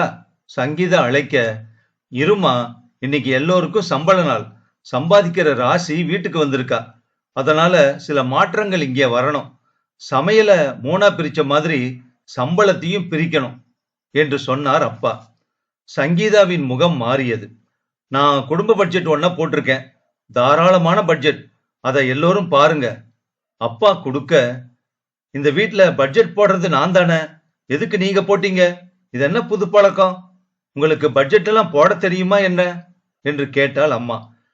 நல்லா தெரியும், இத நான் மட்டுமே போடல, 2 பிள்ளைங்களையும் வச்சுக்கிட்டு கலந்து ஆலோசனை பண்ணி போட்ட பட்ஜெட் என்று கூறினார் அப்பா. இத நான் நம்பணுமா? அவங்க 2 பேருக்கும் என்ன தெரியும்? என்னோட பிள்ளைங்க என்னைக்கு பட்ஜெட் போட்டிருக்காங்க? நம்ம பசங்களுக்கு எல்லாமே தெரியும். இந்த மாதிரி கேட்டு மட்டம் தட்டுற காரணமா தான் நம்ம மதிப்பை இழந்து நிக்கிறோம். பசங்களுக்கு பெத்தவங்க மேல மரியாதை சரியா, இதுதான் காரணம். சரி விடு, நீ போடுற பட்ஜெட் என்னன்னு யாருக்கும் தெரியாதே. இன்னைக்கு பல குடும்ப தலைவிகள் போடுற பட்ஜெட் ரகசிய பட்ஜெட் தானே, அப்பத்தானே பணத்தை பதுக்க முடியும். யாரும் எதையும் இங்க பதுக்கலைங்க. நாங்க போட்ட பட்ஜெட்ல குடும்ப செலவு மட்டும் 60,000 ஆகுது. தவிர பெட்ரோலு, மொபைலு, பொழுதுபோக்கு, ஹோட்டல் இத்தியாதிகள் அவரவர் செலவு. இந்த 60,000 பிரிக்கணும். எப்படி பிரிக்கலாம்? நாங்க வழக்கம் போல 15,000 தந்துடுறோம், எங்களுக்கு ஒரு சம்பளம் தான். சங்கீதா சொல்ல, நீ என்னப்பா சொல்ற விசு? இல்லப்பா, சாப்பாடு, பராமரிப்பு, கரண்ட் பில்லு, பால் இத்தியாதிகள் எல்லோருக்கும் பொதுதான். பார்க்க போனா குழந்தையோட சேர்த்து நாங்க 3 பேரு, அதனால நாங்க 25,000 தர்றோம். அது முடியாதுங்க என்று கத்தினாள் சங்கீதா. முடியணும், நீ சேமிக்கிற மாதிரி வந்தவளும் வாழணும். நாம மட்டும் வாழ்ந்தா போதுமா? அப்பா பிடிங்க இத. 25,000 எடுத்து விசு தர சங்கீதா எரிமலையானாள். கொடுக்கும் பணத்தையே குறைக்கலாம் என சங்கீதா மனக்கோட்டை கட்ட அதை விசுவே தகர்த்தெறிவான் என்று சங்கீதா கொஞ்சமும் நினைக்கவில்லை. விசு தீவிரமாக இருப்பது தெரிந்தது. அப்பா, நீங்க 5,000 தந்தா போதும், அது கூட உங்க திருப்திக்கு தான், மீதி 30,000 நாங்க தந்துடுறோம். துவாரகா சொல்ல, இது அக்கிரமம். பிடித்தம் போக இவருக்கு கையில 60,000 வரும். அவங்க 2 பேருமா லட்சங்களை தாண்டுவாங்க. ஆனா செலவுக்கு 2 பேரும் ஒரே மாதிரியா? இது அநீதி இல்லையா? வீட்டு வேலைகளையும் சரிசமமா பங்கு போடுறீங்க, இது என்ன நியாயம்? உன்னோட குடும்ப செலவையும் அவங்க நடத்த முடியுமா சங்கீதா? உனக்காக உழைச்சு கொட்டவா அவ இங்க வந்திருக்கா? இது வரைக்கும் முழு சம்பளத்தையும் துவாரகா குடும்பத்துக்காக தந்திருக்கான், தெரியுமில்ல? இப்பவும் தரட்டுமே, அதுல என்ன கஷ்டம்? நீ எல்லாம் ஒரு மனுஷிதானா சங்கீதா? உனக்கு தேவையான சீட்டுகள், சேமிப்புன்னு உன்னை நீ பாதுகாத்துப்ப, வீட்டுல ஒரு வேலையும் செய்ய மாட்ட. ராசியும் வாழத்தானே வந்திருக்கா. உன் புருஷன் சம்பளத்தை பத்தி தீர்மானிக்கிற உரிமை உனக்கு இருந்தா ராசி துவாரகா மனைவி இல்லையா? அவளும் வாழணும் இல்லையா? நியாயமா நடக்க முயற்சி செய் சங்கீதா. அதுதான் எனக்கு கௌரவம். புரியுதா என்று வெடித்தான் விசு. சங்கீதா கண்களில் கனல் தெறிக்க உள்ளே போனாள். சரி, இனிமே குடும்பத்தை நடத்த போறது யாரு? அம்மா கேட்க, நான் தான். வீட்டுக்கு மளிகை பால் எல்லாமே ஆன்லைன்ல வருது. கரண்ட் பில்லு முதற்கொண்டு எல்லாமே ஆப்ல கட்டுறோம். வெளியில போக வேண்டிய வேலையே இல்ல. இந்த கொரோனா காலத்துல வீட்டுக்குள்ள இருந்த எல்லாத்தையும் செஞ்சு முடிக்கிற சூழ்நிலை வந்தாச்சு. அப்புறம் யாரு நடத்தினா என்ன? இடுப்புல சாவி கொத்து சங்கதிகள் எல்லாம் மலையேறி ரொம்ப காலமாச்சு. நானே பாத்துக்கிறேன். தன் பல்லும் பறிக்கப்பட்டதால் அம்மா கடுப்பானாள். நேற்று வரை குடும்பத்தில் இந்த நிலை இல்லை. சங்கீதா தன் புருஷன் பணத்தை சுருட்டி கொண்டாலும் துவாரகேஷ் பணம் முழுவதுமாக கைக்கு வந்ததால் அம்மா சலங்கை கட்டி கொண்டு ஆடிக்கொண்டிருந்தார். இப்போது ஒட்டுமொத்தமாக எல்லாமே பறிபோக இதற்கு காரணம் ராசிதான் என கோபம் மொத்தமும் அவள் மேல் திரும்பியது. நல்ல உணவை தந்து உழைப்பை தந்து வீட்டின் முகத்தையே மாற்றிவிட்ட ராசி இந்த வீட்டில் உள்ள ஆண்களின் மனதில் சிம்மாசனம் போட்டு அமர்ந்து விட்டாள். அதன் விளைவு ஒரு அம்மா அண்ணி இருவருக்கும் பதவி இழப்பு. ஏற்கனவே தன் தம்பி மகள் இல்லை என்று ஆனதில் முதல் கடுப்பு. அடுத்தபடியாக பெண் பார்க்க போன நாளில் ராசி பேசியது. அதன் பிறகு கல்யாணத்தில் உண்டான கலேபரம் என எல்லாம் சேர்ந்து ராசி மேல் அம்மாவுக்கு ஒரு கரும்புள்ளி விழுந்து விட்டது. அதன் அடுத்த கட்டமான ருசியான சமையல் ஆண்களை திசை திருப்ப இப்போது பதவியும் பறிக்கப்பட்டது. வாய் பேசாத விசுவும் எதிலும் தலையிடாத துவாரகாவும் பேசத் தொடங்கிவிட்டார்கள். அப்பா பக்கபலம். இந்த வீட்டு ஆண்கள் மூவரையும் பேச வைத்தது நிச்சயமாக ராசிதான். அதில் சந்தேகமே இல்லை. இதே நிலை நீடித்தால் ராசி வைத்ததுதான் சட்டம் என்றாகிவிடும். இந்த வீட்டில் கூடாது. இதை உடைக்க வேண்டும். எப்படி உடைப்பது? அம்மா கிரிமினலாக யோசிக்க தொடங்கிவிட்டாள். தேவி பாலா அவர்கள் எழுதிய நாவல் பொறுத்தது போதும், எ ஃபேமிலி ஸ்டோரி, பகுதி 5 மற்றும் இறுதி பகுதி. அத்தியாயம் 12. ராசி துவாரகா இருவரும் ராசியின் அம்மா வீட்டுக்கு வந்தார்கள். பழங்கள் வாங்கி வந்து அம்மா கையில் தந்தாள் ராசி. அதன் பிறகு அப்பாவிடம் 15,000 பணத்தை தந்தாள். எதுக்குமா இந்த பணம்? அப்பா, மெஸ்ல வர பணம் போதும் உங்க 2 பேருக்கும்னு எனக்கு தெரியும். இந்த வீட்டுல உங்களுக்கு ஒரு மகன் இருந்தா அவன் தான் நடத்துவான். அவன் உங்களை எல்லாரையும் பார்த்துக்குவான். உங்களுக்கு மகன் இல்ல. சுசிலாக்கா எதுவும் செய்ய மாட்டா. இருக்கிறத சுருட்டிட்டு போவா. அதனால ஒரு மகனோட ஸ்தானத்துல இருந்து நாங்க செய்யறோம்ப்பா. மெஸ்ஸில் முடிஞ்ச வரைக்கும் பாடுபடுங்க. முடியலைன்னா முழுமையா நாங்க தாங்கி பிடிக்கிறோம். அப்பா நெகிழ்ந்து போனார். நீ உன்னோட கடமைகளை செய்ய என்னைக்கும் தவறுனதே இல்ல ராசி.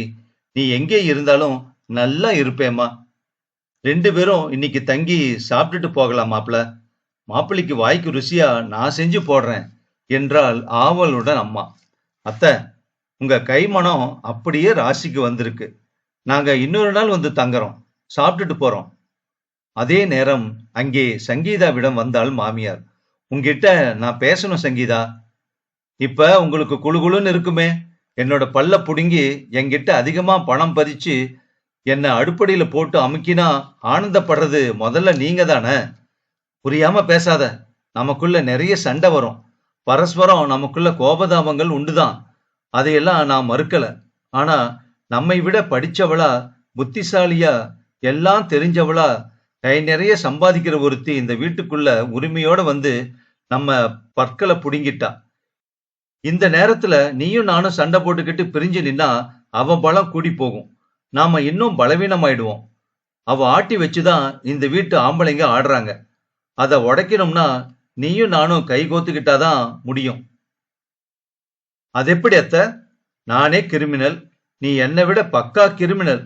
சந்தடி சாக்கில் என்ன வாடுறீங்களா? அதானே உண்மை. நாம நிமிர்ந்து பழையபடி இந்த வீட்டுல வாழணும்னா அவ பேரை கெடுக்கணும். அவளை தலை தூக்க விடாம செய்யணும். அவளை தூக்கி வச்சு ஆடுற நம்ம வீட்டு ஆம்பளைங்க அவளை உதறணும். அவன் மேல வெறுப்பு வரணும். யோசி, உன்னோட மூளைய கசக்கு. மறுபடியும் ஆட்சிய பிடிக்கணும் சங்கீதா.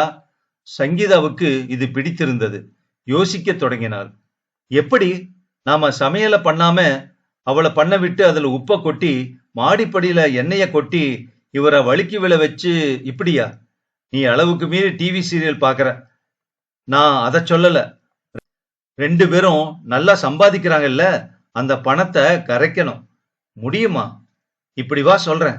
காலையில எழுந்து குளிச்சு அவ சாம்பிராணி புகை போடுறாளா வீடு முழுக்க? நான் காலையில 10 மணிக்கு தானே எழுந்து வர்றேன். எனக்கு என்ன தெரியும் என்றாள் சங்கீதா. எனக்கும் தெரியாது. நிச்சயமா போடுவா. அவ போடலைனாலும் நாம போடணும். அத சுவாசிச்சா உன்னோட மாமாவுக்கு சேராது.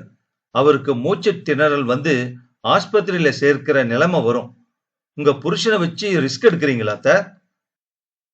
தப்பே இல்ல. அவர் தானே அவளை ஓவரா தாங்கி பிடிக்கிறார். அவரை அட்மிட் பண்ணி செலவு வைக்கணும். அதனால துவாரகேஷ் அவளை பிடிச்சு விளாசுவான்.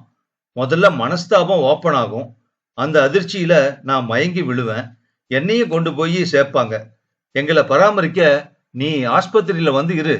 அவளை வரவிடாத. குழந்தைய பார்த்துக்கிட்டு விசு வீட்டுல இருக்கணும். அவனுக்கு லீவ் இல்ல. சம்பளம் கட்டாகும். குடும்ப செலவு, ஆஸ்பத்திரி பில்லு, வீட்டு பராமரிப்பு, மன உளைச்சல் எல்லாம் சேரும். ஆஸ்பத்திரிக்கு வர்ற விசு துவாரகா 2 பேரையும் ஏத்தி விட்டு ராசி மேல வெறுப்ப உண்டாக்கிடலாம்.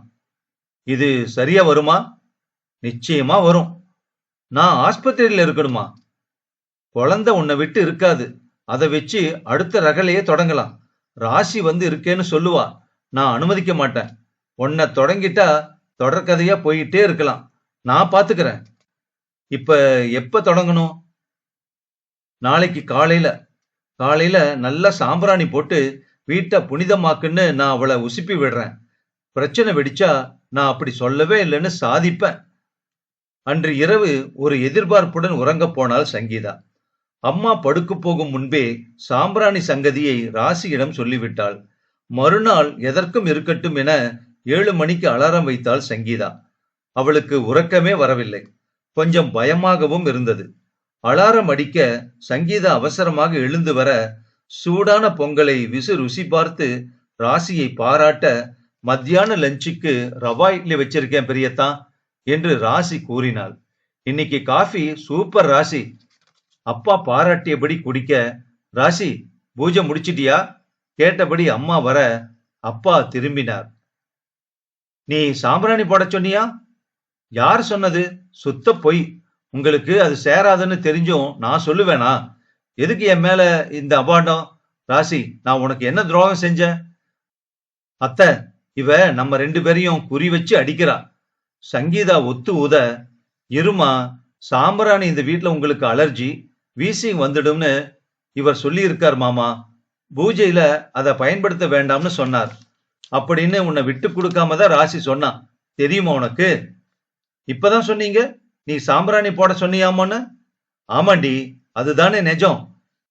எல்லோரும் கேட்கட்டும் நீ சங்கீதா கிட்ட பேசினத.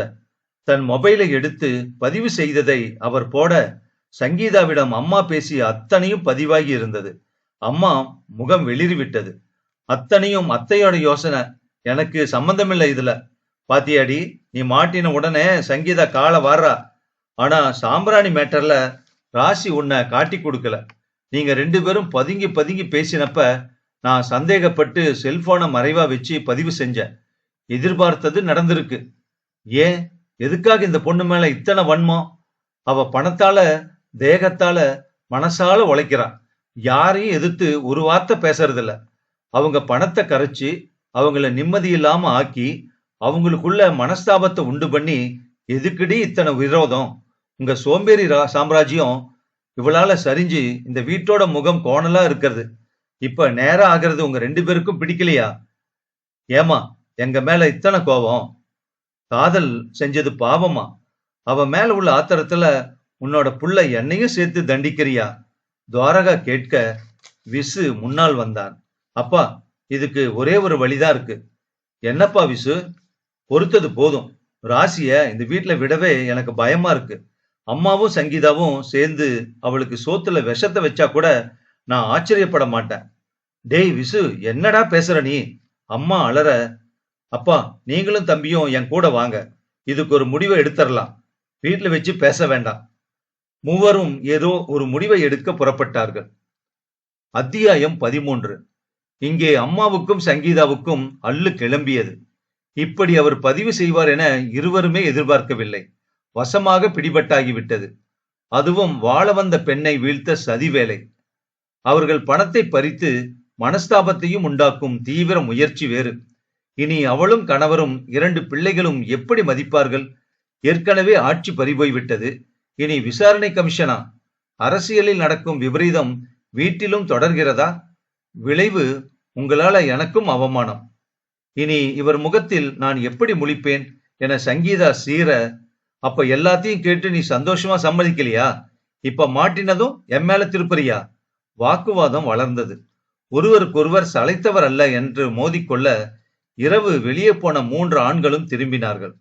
இந்த பிரச்சனை தொடங்கிய முதலே ராசி மௌனமாகிவிட்டாள். அவர்கள் மூவரும் புறப்பட்டதும் ராசி கோயிலுக்கு புறப்பட்டாள். நீங்க திரும்பி வரும்போது என்ன பிக்கப் பண்ணிக்கங்க.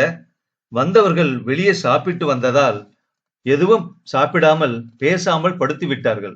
ராசிக்கு கோயிலில் பிரசாதம் கிடைத்ததால் அவளும் படுக்க போனாள். இங்கே அம்மா சங்கீதா இருவரும் பட்டினி. குழந்தை பிரெட் சாப்பிட்டு பாலை குடித்து உறங்கிவிட்டது. காலை எழுந்ததும் அப்பா எல்லோரையும் அழைத்தார். விசு, முடிவுகள் எடுத்தது நீ, அதனால உன்னோட வாயால நீயே சொல்லிடு. சரிப்பா. சங்கீதா, நம்ம பொருட்களை பேக் பண்ணிக்கோ. நம்ம வாடகை வீட்டுக்கு போறோம். நேத்தே என்னோட சக ஊழியர்கிட்ட நான் பேசியாச்சு. இன்னும் 2 நாள்ல வீடு கைக்கு வரும். என்ன வாடகை? 10,000. வீடு இதுல பாதிதான் இருக்கும். 4 மாசம் முன்பணம். உன்னோட நகையை அடகு வச்சுதான் முன்பணமும் தரணும். வீட்டுக்கு தேவையான பொருட்களையும் வாங்கணும். நகை அடகு வச்சா? ஆமா, தம்பி சம்பளத்துல குடும்பம் நடத்தி நீ நகைச்சீட்டு போட்டு வருஷா வருஷம் வாங்கி சேர்த்த நகைங்களை வெளியே எடு. இங்க நம்ம வீடு பெருசா இருக்கும்போது எதுக்கு வாடகை வீட்டுக்கு போகணும்? திருத்தம் பண்ணிக்கோ. இது நம்ம வீடு இல்ல, அப்பாவோட வீடு. அவங்கள வெளியே அனுப்புற உரிமை யாருக்கும் இல்ல. நாம தான் போகணும். வீட்டு வாடகையும் தந்து குடும்ப செலவையும் சமாளிக்க உங்க சம்பளத்தால முடியுமாங்க என்றாள் சங்கீதா. வேற வழி இல்ல. இத்தனை நாள் மத்தவங்க பணத்துல தீபாவளி குளிச்சு நகைச்சிக்கிட்டு புடவச்சிட்டுன்னு புகுந்து விளையாடினியே. வாழ்க்கையோட மறுபக்கத்தை நீ பார்க்க வேண்டாமா? இந்த வீட்ல இருந்து வாழ வந்தவளை நாசம் பண்ண சதியில உடந்தையா இருந்த இல்லையா? இனி இந்த வீட்ல உன்னை விட்டு வைக்க நான் தயாரா இல்ல. அப்ப துவாரகா ராசி மட்டும் இங்க இருப்பாங்களா? எதுக்கு? துவாரகாவுக்கு பெரிய கம்பெனி வீடு தயாரா இருக்கு. எல்லா வசதிகளும் அங்க இருக்கு. பேசியாச்சு. நாளைக்கே அவ அங்க போறான் ராசியோட. அவங்க 2 பேரும் நல்ல மனசுக்கு சந்தோஷமா இருப்பாங்க. என்னங்க, நாம 2 பேரும் மட்டும் இந்த வீட்டுல தனியாவா? அம்மா அலற. ஆமாண்டி, தனி குடுத்தனம். இத்தனை வருஷங்களுக்கு மேல. உங்க பென்ஷன் 15,000த்துல வாழ முடியுமாங்க? வாழணும். மத்தவங்களை சொரண்டி தின்னா எங்கேயாவது மாட்டிக்குவோம் இல்ல? அப்பா, என்னைக்கே நம்ம கூட்டு குடும்பமா சேர்ந்து வாழணும்னு தான் நான் ஆசைப்பட்டேன். அதுக்கு ராசி தடை ஒன்னும் சொல்லல. ஆனா அண்ணன் எடுத்த இந்த முடிவை நீங்களும் உறுதியா ஆமோதிச்சப்ப என்னால நிராகரிக்க முடியல. துவாரகா மெல்ல சொல்ல, தம்பி, கூட்டு குடும்பம் என்னைக்கும் சிதறாம அழகா இருக்கணும்னா அதுல பணத்தால, மனசால, உடலால எல்லோரும் சரி பங்கெடுத்து முழு மனசோட ஈடுபடணும். ஒருத்தர் தலையில சுமைய ஏத்தி பொறாமப்பட்டு மத்தவங்க தோல்ல சவாரி செய்யறதும், என்னைக்கும் அதிகாரத்தை விட்டு தராம பிடிவாதத்தோட வாழறதும், நாம நினைச்சதுதான் நடக்கணும்னு மத்தவங்கள டாமினேட் பண்றதும் தொடர்ந்து போயிட்டு இருந்தா மிஞ்சறது கசப்பு தான். என்னை பொறுத்த வரைக்கும் பசங்களுக்கு கல்யாணம் முடிஞ்சா அன்னைக்கே தடி கொடித்தனம் வச்சிடணும். இல்லனா கசந்து போய் உறவுல விரிசல் தான் விழும். தள்ளி நின்னாதான் உறவுகளோட அருமை தெரியும். ராசி மாதிரி நல்ல பெண்கள் சுதந்திரமா வாழணும். இந்த 3 நாட்கள் எல்லோரும் சந்தோஷமா சேர்ந்திருப்போம். அப்புறமா ஒரு நாள் கிழமைனா ஒண்ணு கூடுவோம். அன்னைக்கு ராசியோட ருசியான சமையலை சாப்பிடுவோம். என்னம்மா, சம்மதமா? எனக்கு எல்லோரும் எப்பவும் வேணுமாமா என்றாள் ராசி. அந்த நினைப்பு விலகி நின்னாதான் மத்தவங்களுக்கும் வரும் ராசி என்றார் அப்பா. ஆம், அப்பா சொல்வதுதான் சரி. எப்போதும் சேர்ந்து வாழ்ந்து கசப்புகளுடன் நாட்களை கடத்துவதை விட பிரிந்து வாழ்ந்து உறவுக்காக இயங்குவது நல்லதல்லவா? தேவி பாலா அவர்களுடைய நாவல் பொறுத்தது போதும் இனிதே நிறைவு பெற்றது. இந்த கதை ரொம்ப ரொம்ப யதார்த்தமான இன்னைக்கு இருக்கக்கூடிய நிலைமைய அப்படியே புட்டு புட்டு வச்சிருக்குன்னு சொல்லலாம். கண்டிப்பா கூட்டு குடும்பம் வேணும் அப்படிங்கறத வந்து பெண்களை விட ஆண்கள் ஆண்கள் வந்து அதிகமாக எதிர்பார்க்கறாங்க, நம்புறாங்க, விருப்பப்படுறாங்க அப்படிங்கிறது ஒரு வகையில நிஜம்தான். ஆனா அந்த குடும்பம் நல்லபடியா, சந்தோஷமா, கூட்டு குடும்பமா போகணும்னா அதுக்கு முக்கியமான காரணம் அந்த வீட்ல இருக்கக்கூடிய அத்தனை பெண்களுமே. யாராவது ஒருத்தர் 2 பேர் வந்து ரொம்ப அன்பா, அனுசரணையா இருந்தா பத்தாது. எல்லாருமே, எல்லா பெண்களுமே அது மாரி இருந்தா தான் கடைசியில கிளைமாக்ஸ்ல சொன்ன மாதிரி எல்லா வேலையும் பகிர்ந்துகிட்டு, சந்தோஷமா, ஒத்துமையா, மனசு ஒப்பி இருந்தா தான் அந்த கூட்டு குடும்பங்கிறதே நிலைக்கும். இல்லன்னா தனித்தனியா இருக்கிறதே வந்து நல்ல ஒரு விஷயமா படும். ஏன்னா ஒரு நாள் கிழமைனா எல்லாருமே ஒண்ணு சேர்ந்துக்கலாம், கூடி குழவிக்கலாம், சந்தோஷமா இருக்கலாம்.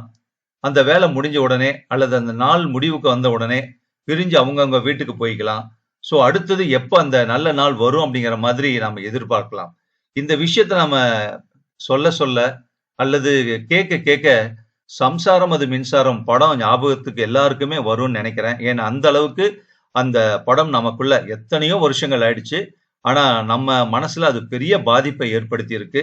ஏன்னா அதுதான் வந்து நிதர்சனம் அப்படிங்கிறது யாராலையும் மறுக்கவே முடியாது. சோ அந்த மாதிரியான ஒரு நல்ல ஒரு கிளைமாக்ஸ் அதிலிருந்து வேறுபட்டிருக்கு. கதையினுடைய கருவே வேறதான். ஆனா அதனுடைய பர்ப்பஸ் வந்து என்ன அப்படிங்கிறது வந்து இந்த கதையில எண்டுல அற்புதமா தேவி பாலா அவர்கள் வந்து சொல்லியிருக்காங்க. சோ இந்த கதை முழுக்க முழுக்க டயலாக் ஓரியன்டட். ஏன்னா டயலாக் ஓரியன்டட்ங்கிறது வந்து என்ன பொறுத்த வரைக்கும் எனக்கு ரொம்ப பிடிக்கும். ஒரு ஆர்குமெண்ட் பேஸ்டாவும் வரும். ஸோ அந்த வகையில வந்து இந்த கதை வந்து ரொம்ப மனசுக்கு டச்சிங்கா இருந்தது. இந்த கதைய படிக்கிறப்ப, அதாவது டோட்டலா ஒரு கதைய வந்து நாவலையோ, சிறுகதை எதாக இருந்தாலும் பதிவு பண்றதுக்கு முன்னாடியே வந்து ஃபுல்லா நான் படிச்சு முடிச்சுட்டு தான் அதனுடைய உணர்வுகளையும், அதனுடைய கன்டென்ட் என்ன அப்படிங்கிறதையும் நம்ம புரிஞ்சுகிட்டு ஒரு நம்ம டீப்பா இன்வால்வ்மென்ட்டோட அந்த கதைய படிக்க முடியும். ஸோ அது மாரி தான் நான் பண்றேன். ஸோ அப்படி படிக்கிறப்ப வந்து சில டயலாக்ஸ் வந்து நான் நோட் பண்ணேன். ஸோ இது மாரி நாவலினுடைய எண்டுல அத குடுக்கலாம் அப்படிங்கிற மாரி. ஆனா குறிப்பு எடுக்க எடுக்க நெறைய இடத்துல அந்த டயலாக்க நம்ம எடுத்துக்க வேண்டியதா இருந்தது.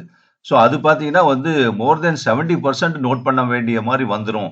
அந்த கதையவே திரும்ப படிச்ச மாதிரி ஆயிடும் அப்படிங்கிறனால அத நான் கட் பண்ணிட்டேன். ஏன்னா அந்த அளவுக்கு வந்து நெறைய கேரக்டர்ஸ் வந்து சொல்லக்கூடிய டயலாக்ஸ் வந்து அற்புதமா இருந்தது. பாலச்சந்தர் படத்துல அது மாரி தான் இருக்கும். சில கேரக்டர்ஸ் வந்து ரொம்ப இன்டலெக்சுவலா, அ ரொம்ப புத்திசாலித்தனமா, நல்ல ஒரு மெசேஜ் தன்னுடைய வார்த்தைகள்ல சொல்ற மாதிரி இருக்கும்.